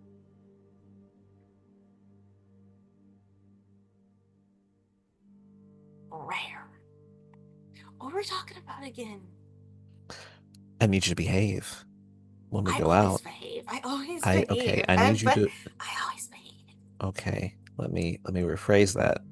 Carl, I need you to meet the standards that I have for behavior. So boring. Ugh. I know. It's so my brain. It hurts. Your standards are so mortal. I can't help that. That's the perspective I've been given. That's how I see the world. Maybe if you took off your glasses, you'd see it differently. Okay, look. You know, you could always exchange your eyes for some that I have. They work better. And he holds up his fingers. I'm good. I'm just picking with you, but it's all right. I don't think you are. I'm gonna Carl. be so behave. I'm gonna be on my best behavior. It's great. It's good. I'm gonna be on my best behavior. Okay. I would like to go see a friend of mine. Mm-hmm. We're just gonna go talk to her real quick. Okay. We're gonna get some stuff. That'll get us ready to go out. And we just need some vials, a couple of containers, things like that to help hold what we're about to go find. I'm sure you're going to enjoy yourself tremendously, Carl, because there's no way that there isn't going to be trouble when we go out there. I love the frontier. It's my favorite place. I know you do. I know. And so just give me this. It's so icky out there. Are we Just gonna go in the swamp or the desert or the rainforest We're gonna go wherever that god angel thing landed. We're gonna go where that landed. I don't have control over that. We should work on that. I can help you with that. All right, Carl. And and he wants to Carl. and he wants to go see, if possible, he wants to go see Adelaide. Adelaide. Let's look at Adelaide on one of your contacts, right? Yes. And he'd like to go see her, and he's hoping that he can get to her Mhm. before other people come in looking for supplies. Yeah, for sure. So, Adelaide's apothecary, it's not too far away from your, and she's of your culture. She's a firekeeper, right? So the two of you have, um, you know how like whenever there's like a Reddit meetup for transplants, for certain groups, like that's where y'all met, essentially. Um, and uh you go into, you see Adelaide, and she has, um like you, she's dark skinned, she has brown eyes, she's the way that I would describe her style and look is very druid like, and and that of Marie Laveau, you know. And she, when you enter her apothecary, lights up because Amon. Amen or Amon, by the way. You're muted. You're muted. No? You're muted. No? Okay, good. There you go. I'm on. Amon, right, like in Korra. So, Amon, I just need hair from that thing. The stuff that I can make. I see. That's why I came to you first, because I figured you'd have a laundry list for me. Out of character, Lee, what are you rolling? What would you like to know, information-wise? He would like to know. Mostly, he's just. It's a little bit about looking for supplies and a little bit about trying to figure out what sorts of, I guess, like what sorts of things people would be looking for out of this. Because we just have to get the heart for our oh so mysterious benefactor, but then anything else we're able to get is kind of ours to do what we wish with. So he's kind of looking to see like, okay, are there any specific choice bits that I should be keeping an eye out for? Yeah, what are you rolling? Probably investigate. All right, how many do we have in investigate? I believe it's 2. Am I looking at that right? Yeah, you do have to. Same thing goes. Are you rolling? Are you pushing yourself? Are you making a bargain? Same thing goes. I am not going to right now. I am definitely going to avoid. I'm going to avoid any bargains Okay. because I know exactly who I'm bargaining with, and I don't want to do that. But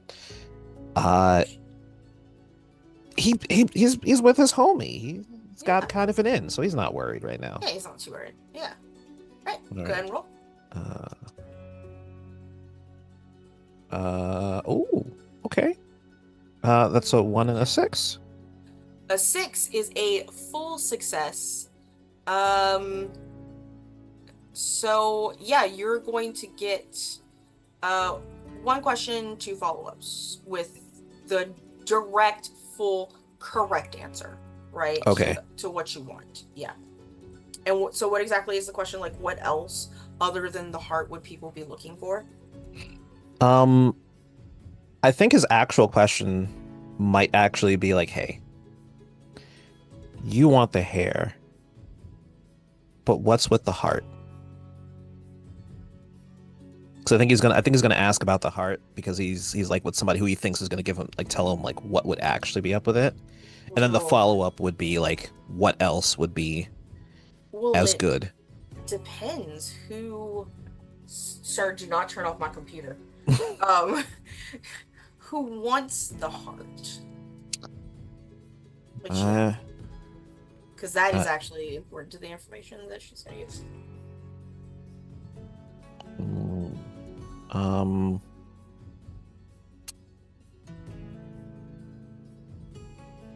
You know what? You are in scrupulous work. I'll tell you this much. There are certain lore and legends that if certain types of beings consume or deal with or merge with angel parts or bodies, they can bypass a lot of the requirements that the world tree requires, or trials, so to speak, to reach godhood. That's the rumor. It's a hell of a rumor. It's a hell of a rumor.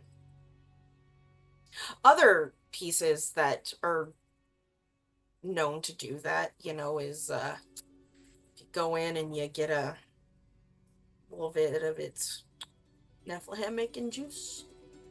Oh, okay. Actually, I could pay good money for that. Any clarification questions or follow-ups to that? You get two.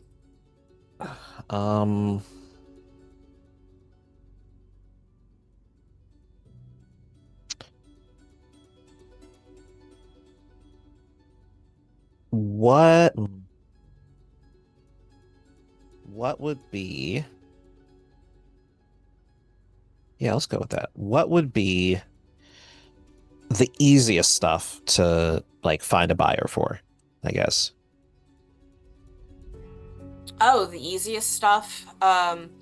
The smaller and more capable of like transporting or hiding is definitely going to be the easiest stuff to find buyers for. Right? So like fingernails, hairs, eyelashes, eyebrows, again, blood, because you can just put that shit in vials. Stuff that doesn't look like it comes from an angel, that can be deceptive in its what it looks like, is probably the easiest stuff to find buyers for. Okay. Because everything else is fucking obvious.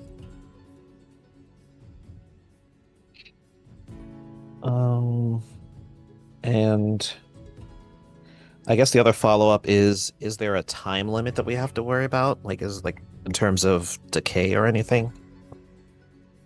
Ooh. It's huge. And it's part god. It is a god.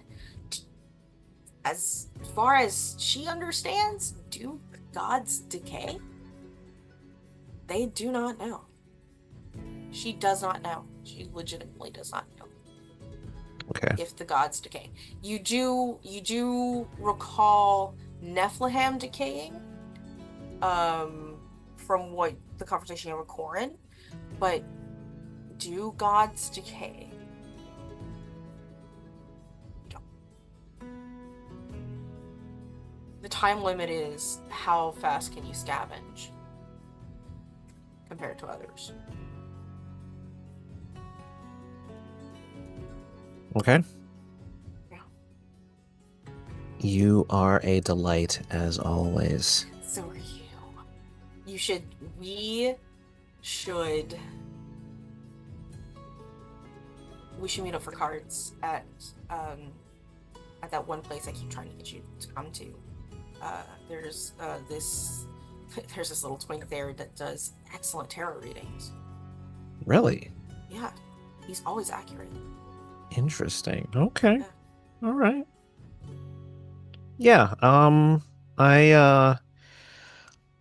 have to find a babysitter for Oh, he can come. You know he's always welcome. They love him. Everyone loves him. well, It's the cutest little weird thing I've ever seen in my life. I'd love to take him apart. I think he might like that too. And he's definitely trying to pretend like he's joking. He is not joking. He legitimately thinks Carl would enjoy that. Yeah, just I will I will see what I can do.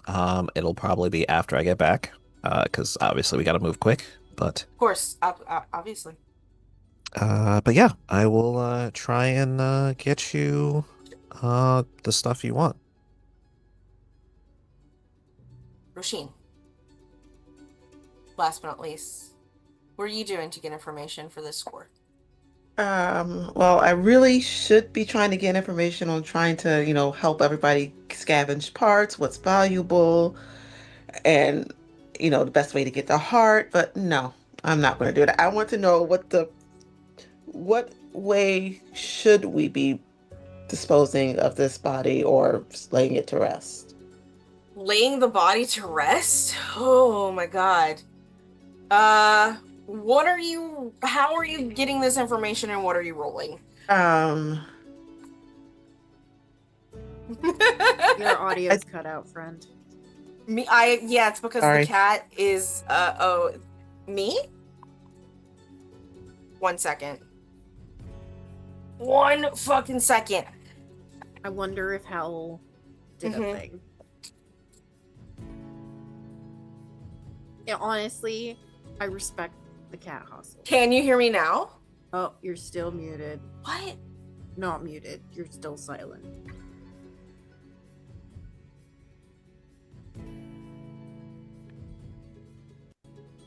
Gilly, I about can hear now? Val on the stream and now. Yeah, Is it me? Can I not hear? I think it's you, bud.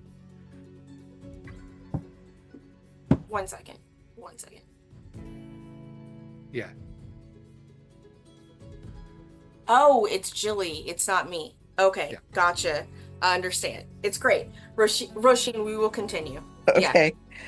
I'm sorry. I thought that Val had been silenced. Like, You're good, but Little Mermaid. this time Val wasn't the problem. Yeah, Roisin, what are Okay. you rolling? Mm-hmm. I might either want to use my clairvoyance or I will use a book, I guess, for either gain insight or investigate. I don't. What? Okay. Let's look here real quick. If I can find clairvoyance. Do you have a way with your? I think gain insight is probably. I have a witch lot sight. better. You have witch sight. Hold on, witch sight. You're always aware of supernatural effects and entities in your presence. You take a D when you gather information about the supernatural. Yes, this applies.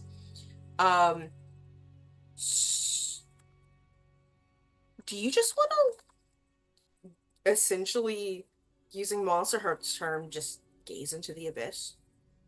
Yes, I will just run off somewhere happily and gaze into the darkness that's beyond. Yeah. Did you want to take any? Well, you have the extra dice, so you already have 3 dice on this. Yes. Did you want to do anything? Take stress, take a bargain to. This feels pretty important. Mm-hmm. So I will take a bargain. You will take a bargain. Yeah, this feels, we don't see this ever. So I think it's worth it. As you sort of go to a place where you use your divinations, where you gaze into the abyss, wherever that is for you, it could just be in the ladies' restroom, it could be in a box, it could be it's in on a a carriage. there's a tree on top of a hill that she runs to that she used to spend a lot of time with Sal. And she goes up there.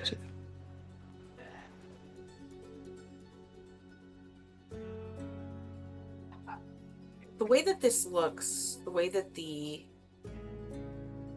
abyss, the other side past the veil, looks like to you today, as you're searching for something that will help you learn about this angel fall.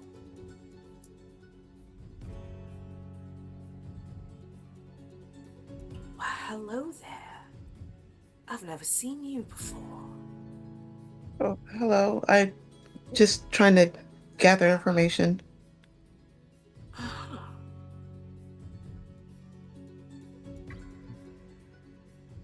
and you would like some assistance. You hear like the thrums of strings as this voice sort of melts into your ears. It's a different voice than, you've done this before, right? This is different. I've replaced the previous contacts through this part of the veil recently. So I haven't seen you before either. You can't see me now. Well, no, I haven't heard you before. I'm Roisin.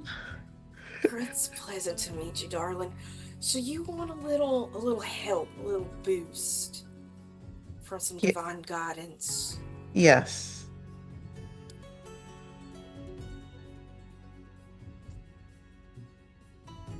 I'd like to meet that friend of yours that likes chocolate so much.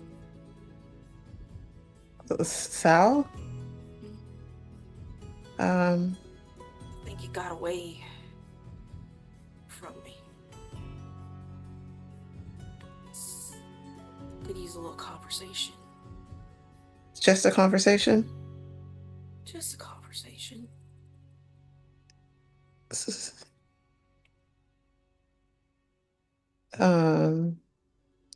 If it's just a conversation, that's my person. Sweetheart, it's not anymore.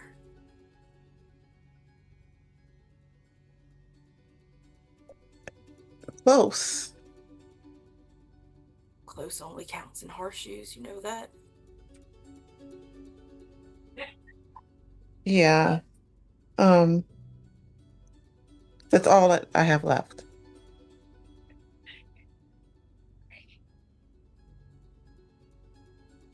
Interesting. Do you take my bargain? Yes. You have 4 dice to roll, baby. Okay, please be a good roll here somewhere. Okay, I got 6, 4, 2, and 6. You got a critical success, my dear. Okay. You get 2 questions that you get exact fucking answers for. No fucking around. Just, what do you want to know? Okay. No, that's not the right one. You're asking about its death rights? Yes, the death rights, and it's not dead. And if there's going to be negative stuff that happens if we, harvest it. Well, you might want to clarify because it's not dead. Oh, that's right. You harvest things that are dead. That's true. It's not dead.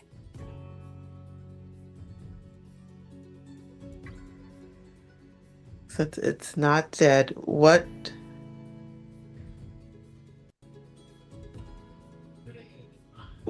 could we do to help it?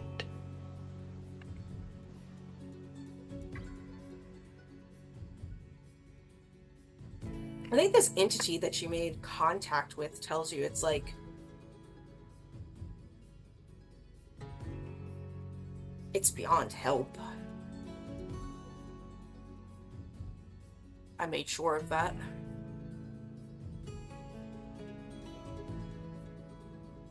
At least in the type of help that it wants. It'll never be what it once was because of what it took from all of you.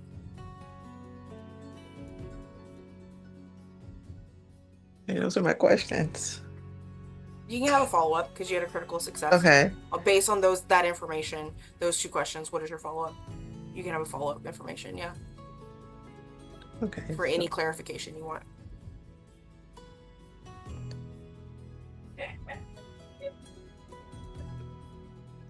If we can't help it,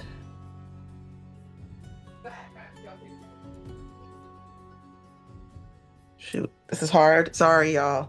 It's okay. You're doing a great job, by the way. Those are great questions.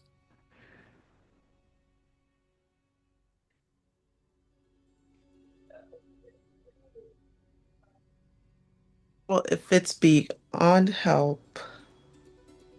Beyond the help that it wants. That is very Okay. specifically what it said. But what about the help that it needs?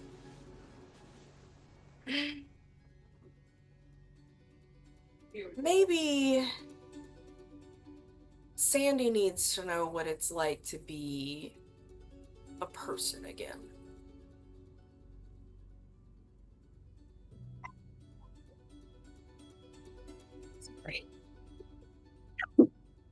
Sorry. Nothing to apologize for. I think sort of like with that, the camera sort of leans out and looking at time now. I think we're at time, or close to it. I think what we'll do, we will save, based on that information, save the engagement roll for the beginning of next session.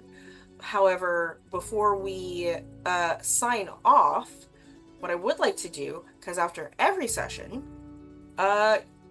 you get to answer these questions both on your crew sheet and on your character sheets to see if you level up, sort of thing. And I like to do this on camera to show, one, how the system works, but also you got to do it with everything fresh in your brain, because you never know, your comrades could help you into leveling up. So let's first look at the crew sheet and see if the crew sheet has had anything for y'all to do real quick here. Tinsett Legion, there we go. The questions on the crew sheet: did you acquire new arcane secrets / relics, or execute an auspicious clandestine deals, or score new sales territory? I feel like we got some secrets. I'm not sure if it means secrets in a physical sense, in which case, no. I think What y'all is it got some secrets. Yeah. Like, y'all have more information than probably a lot of people going into that are also trying to get this thing. So I can definitely give you one for that easily. And I'm not sure if we executed a deal. We at least started a deal. You definitely started. You did not execute the deal. Okay. Yeah. Did you contend with challenges above your current station? Not really. Bolster your crew's reputation? Not really. Or this is the one. Did you express the drives, goals, inner conflict, or essential nature of the crew at any point?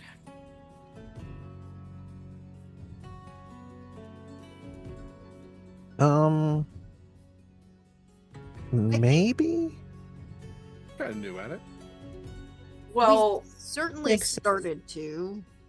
I would say one.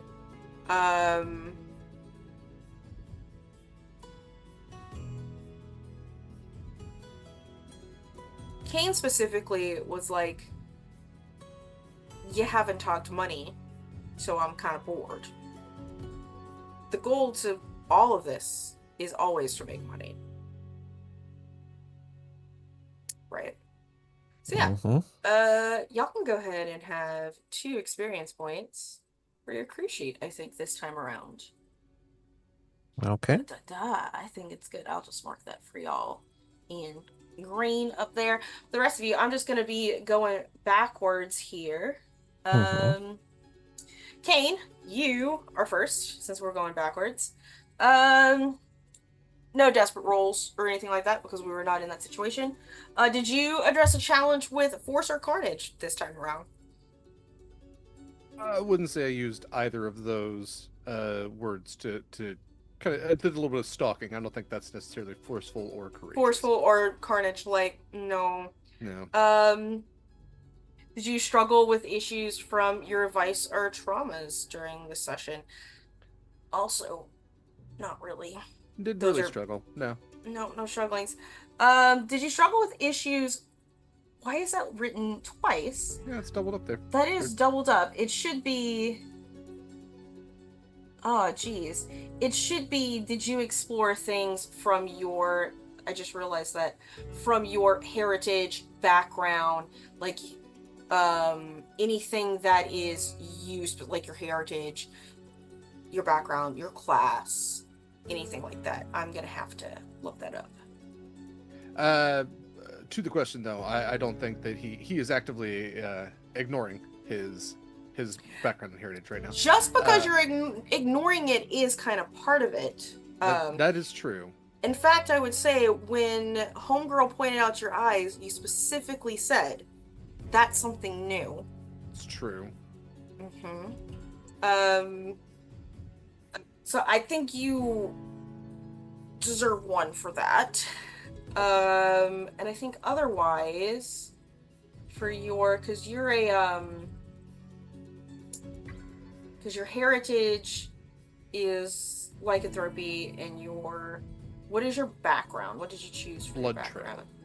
Blood trail. Did anything you did do some stalking.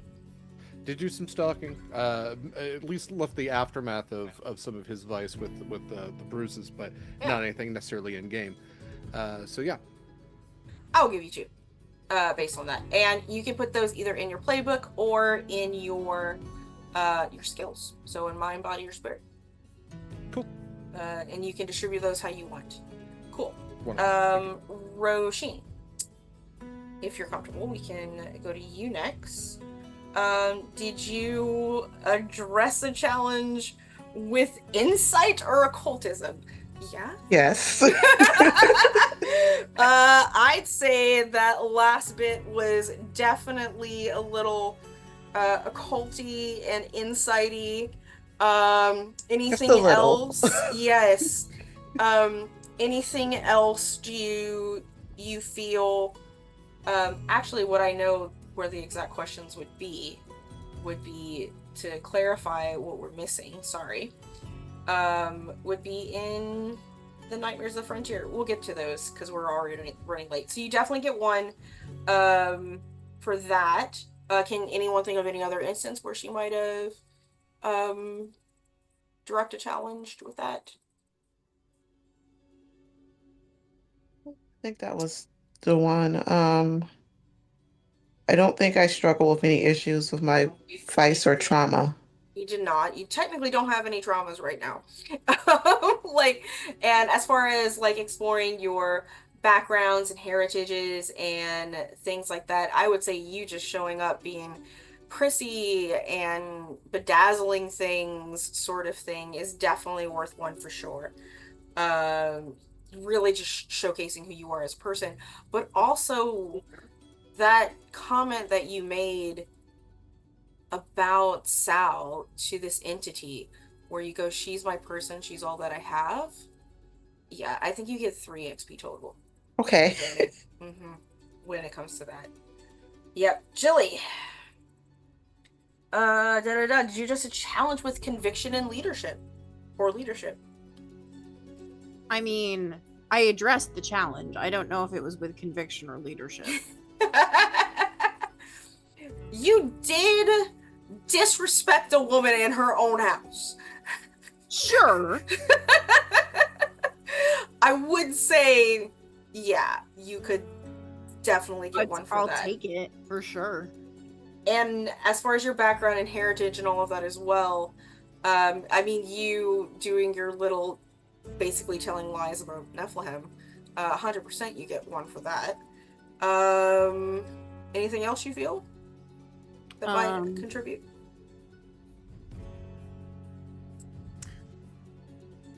I don't think so. I don't think yet. I think. Okay. You got 2 this time around. And last but not least, Amon, did you address a challenge with intellect or integrity? I don't know. I don't know if asking good questions counts. Yeah, you definitely went to somebody who you would believe would be knowledgeable in gathering information, so I said that as one. So you can get one for that one. No struggles with vice or traumas. And did you, as far as explore anything, what were instances for your background, your heritage, your drives, that sort of thing? If hanging out with another firekeeper doesn't count, I don't think so. Yeah, it does. It totally does. Okay. I'm very He's loosey also goosey. Yeah. carrying his trauma on his shoulder everywhere. He's I literally don't. carrying his Okay, trauma on his shoulder. we can't use that every single session.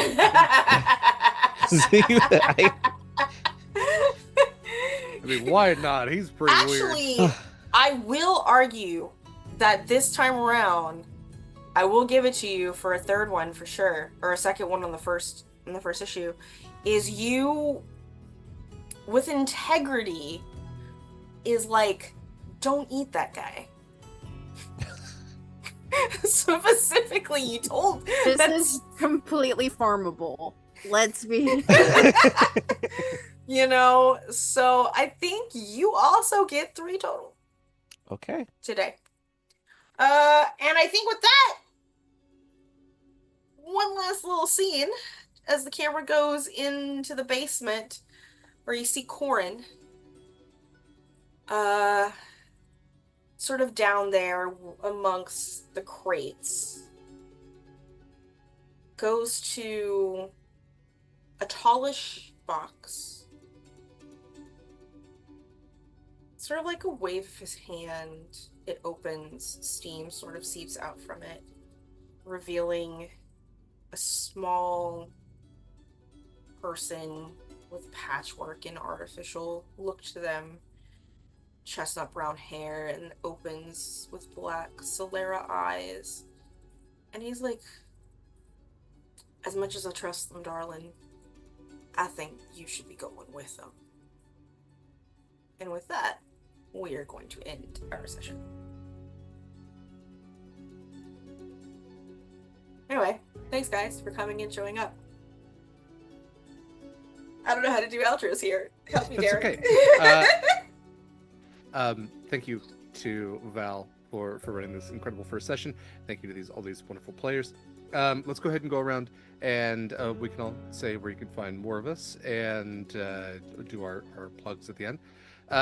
So we can kind of just wrap through everybody. I will do mine last. So, Ark, if you don't mind starting us out. Yeah, sure. I am Arc Dragon Breath. I've been playing Amon, whose name I have to say properly. I have to decide what properly is and stick to it. Because I've swapped like 3 times. He, him pronouns for both of them. Sorry about that for earlier, y'all. I am on the internet as Arc Dragon Breath everywhere. ArcDragonBreath.com on BlueSky. I guess technically there's an ArcDragonBreath.com you can go to. I'm Arc Dragon Breath everywhere else. This is what I'm doing right now. If I do something else, I'll let you know. Awesome. Next up is Gilly.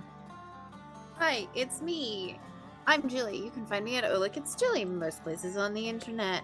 I am here on Sundays for the foreseeable future, and I will also be very soon, early next month, and at the end of this month, running some charity streams for Make-A-Wish and for Extra Life. One will be on Nerds with Dice, and several of the ones I will be featuring on will be on Val's wonderful channel. So keep an eye out for dates and times and details of those. And I'm also an editor of words, so if you find yourself in need of word wrangling, hit me up. You can find more about that on BlueSky or linked on my link tree, which is in the sidebar. Awesome. Val, where can we find more of your lovely self? Hi everyone, today I was your storyteller. I am Valdrianth. Pretty much everywhere on the internet, I create TTRPG content for me and my friends over on my Twitch channel.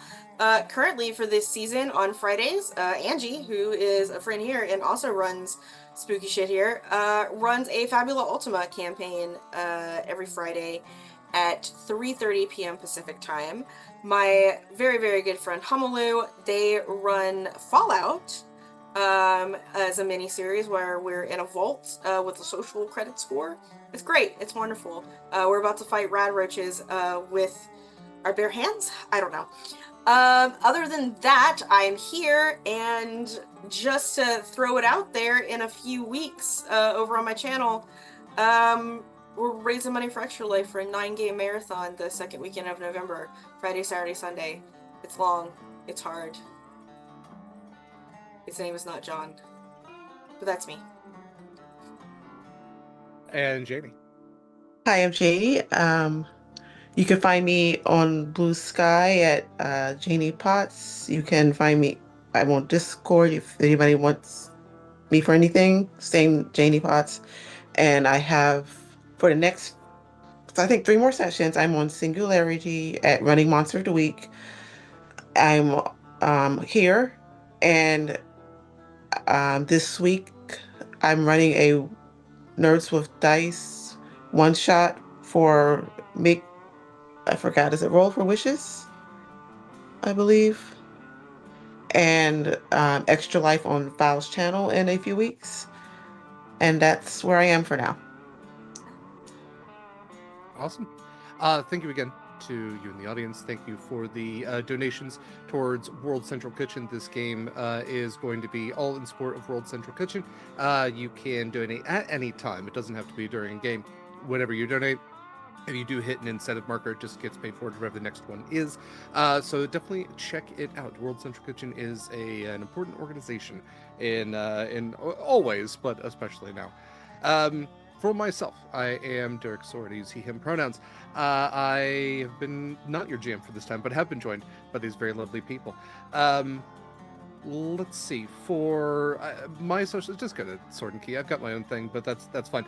Check out all of Sword and Key stuff at beacons.ai/Sword and Key. I am, in fact, the sword half of Sword and Key because Sword is my real last name. Yes, it's awesome. No, you can't have it. So when you go to beacons.ai/Sword and Key, you can find all of our links. We have our socials right up at the top. That's BlueSky and Instagram. We also have links to our Discord. Hang out there with the cool folks like these, talk about cool games like these. It's also the best place to see applications when they come out first. We will have some applications out for our December charity month, where we will be raising money for Project Hope. It's Project Hopeless. So we will have lots of fun games for that. So check that out. We'll probably have a pretty full calendar for December. Fingers crossed. And we'd love to have you join us for some of those games. Let's see, as you scroll down more on Beacons, you can see links to some of our other charitable organizations, not only World Central Kitchen, but some evergreen ones like Palestinian Children's Relief Fund and Cain Campaigns for Independence. Our Monday game, which I'll talk about here in a minute, also is raising money for Trans Lifeline. All those links can be found there. You can also find links to some of our affiliates, like Long Dog Dice. Jen with Long Dog Dice makes incredible dice sets. We do have the custom Horizon's Call Dice, which is our typical Saturday game. That's these littles, and they got a little Sword and Key logo on them, which is pretty cool. They're beautiful, vibrant shade blue, little flakes of copper in them. All of the Horizon's Call regular cast members also had some custom dice sets made as well. You can pre-order any of those or the standard ones. You can also just get ones that aren't those. Jen has tons and tons of dice sets. If you're going to be stopping over there, use code Sword and Key for 10% off your first purchase. You can use that same code on a different website, Sword and Key, for 10% off your first purchase at Eldritch Foundry, which makes custom minis. No matter how weird and wild, normal and mild your TTRPG character might be, you can make a mini of them and get a little discount for it. If you happen to also use a 3D printer, you can get a 3-month STL license, unlimited models, for only $19.99. It's a pretty good deal. That's with our affiliate link, not just with the code. We are also affiliates with Hit Point Press. They make the Griffin Saddlebag books and all the Humblewood stuff, and they have plush and they have music. They have tons and tons of things. Check them out. Use our affiliate link if you're going to be purchasing anything from them. They've got some cool, fun, free stuff on there as well. Just in case you're not wanting to buy anything, highly recommend checking out the Puppy Roll stuff, or even some of their Big Bad stuff. So it's pretty great. Also in Beacons, you can find links to podcast Monster Kush. It is an official Sword and Key podcast. It's a podcast I do with my friend LD. We talk about cryptids, creatures, miscellaneous monsters from myth and how smoothable they are. So if you found any of the horrifying eldritch descriptions just a little bit enticing, it's probably a podcast for you. We will have a new episode coming out, I believe, this coming weekend. So check that out wherever podcasts are found. And in the meantime, feel free to check out our amazing backlog. For other things, I think that's it on Beacons. Beacons obviously has the Twitch link, it has the YouTube link as well, but let's take a look at the calendar real quick. So today is the 19th. Tomorrow at 11 a.m. Pacific time is the 3rd episode of Summer in Carcosa. It is a Monster Hearts 2 game that is run by Angela, Phoenix 24 Femme. It's a monster summer camp sort of game. It's pretty great, actually. So check that out. That is in support of Trans Lifeline. And then the week is pretty quiet aside from that until next Saturday, At 10 a.m. Pacific time, we have our next Sword and Tea. It's our TTRPG chat show where we talk to game designers, game creators, people in the space that create amazing things. I'll be sitting down with Lime to talk about Dawn of the Orcs, which is a TTRPG that you can get right now. So I highly recommend checking that out. On the 26th, the week from today at 10 a.m. Pacific time, we have Anik and Eva's Chaotic Playthrough. They will be playing Mars Colony. So check that out. That's also the day that Monster Crush releases next. And then we will be back here at 2 p.m. Pacific time for Nightmares on the Frontier, episode 2. So don't miss that. Gate Night, which is where Shadow LD and I play Baldur's Gate 3, is going to be back on Tuesday the 28th at 7 p.m. Pacific time. We also have movie nights that occur on our Discord every other week. Our next one is going to be on Halloween itself, where we will be doing the Fear Street trilogy. And that typically starts at 6 p.m. Pacific time. Because it's the trilogy, we'll be starting at 3 p.m. Pacific time. More things after that. We have a really cool interview coming up with the creator of Shift from Hit Point Press as a Sword and Tea. That's going to be coming up on November 1st. November 1st is also when Horizon's Call comes back from our little hiatus. And that will be 3 p.m. Pacific time on Saturdays. So lots of great stuff. Like I said, November's going to start getting busy. And then by probably mid-November, we'll have the applications out. And then December is going to be real busy. So keep an eye out. We got a lot of great stuff coming your way. Yeah, thank you again for doing. Thank you for joining. Until we see you next time, take care of yourselves, take care of others, and hit the dusty trail. I didn't have to sign out for this.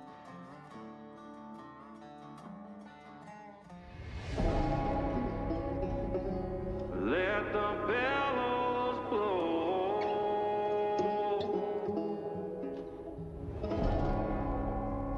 Let the fire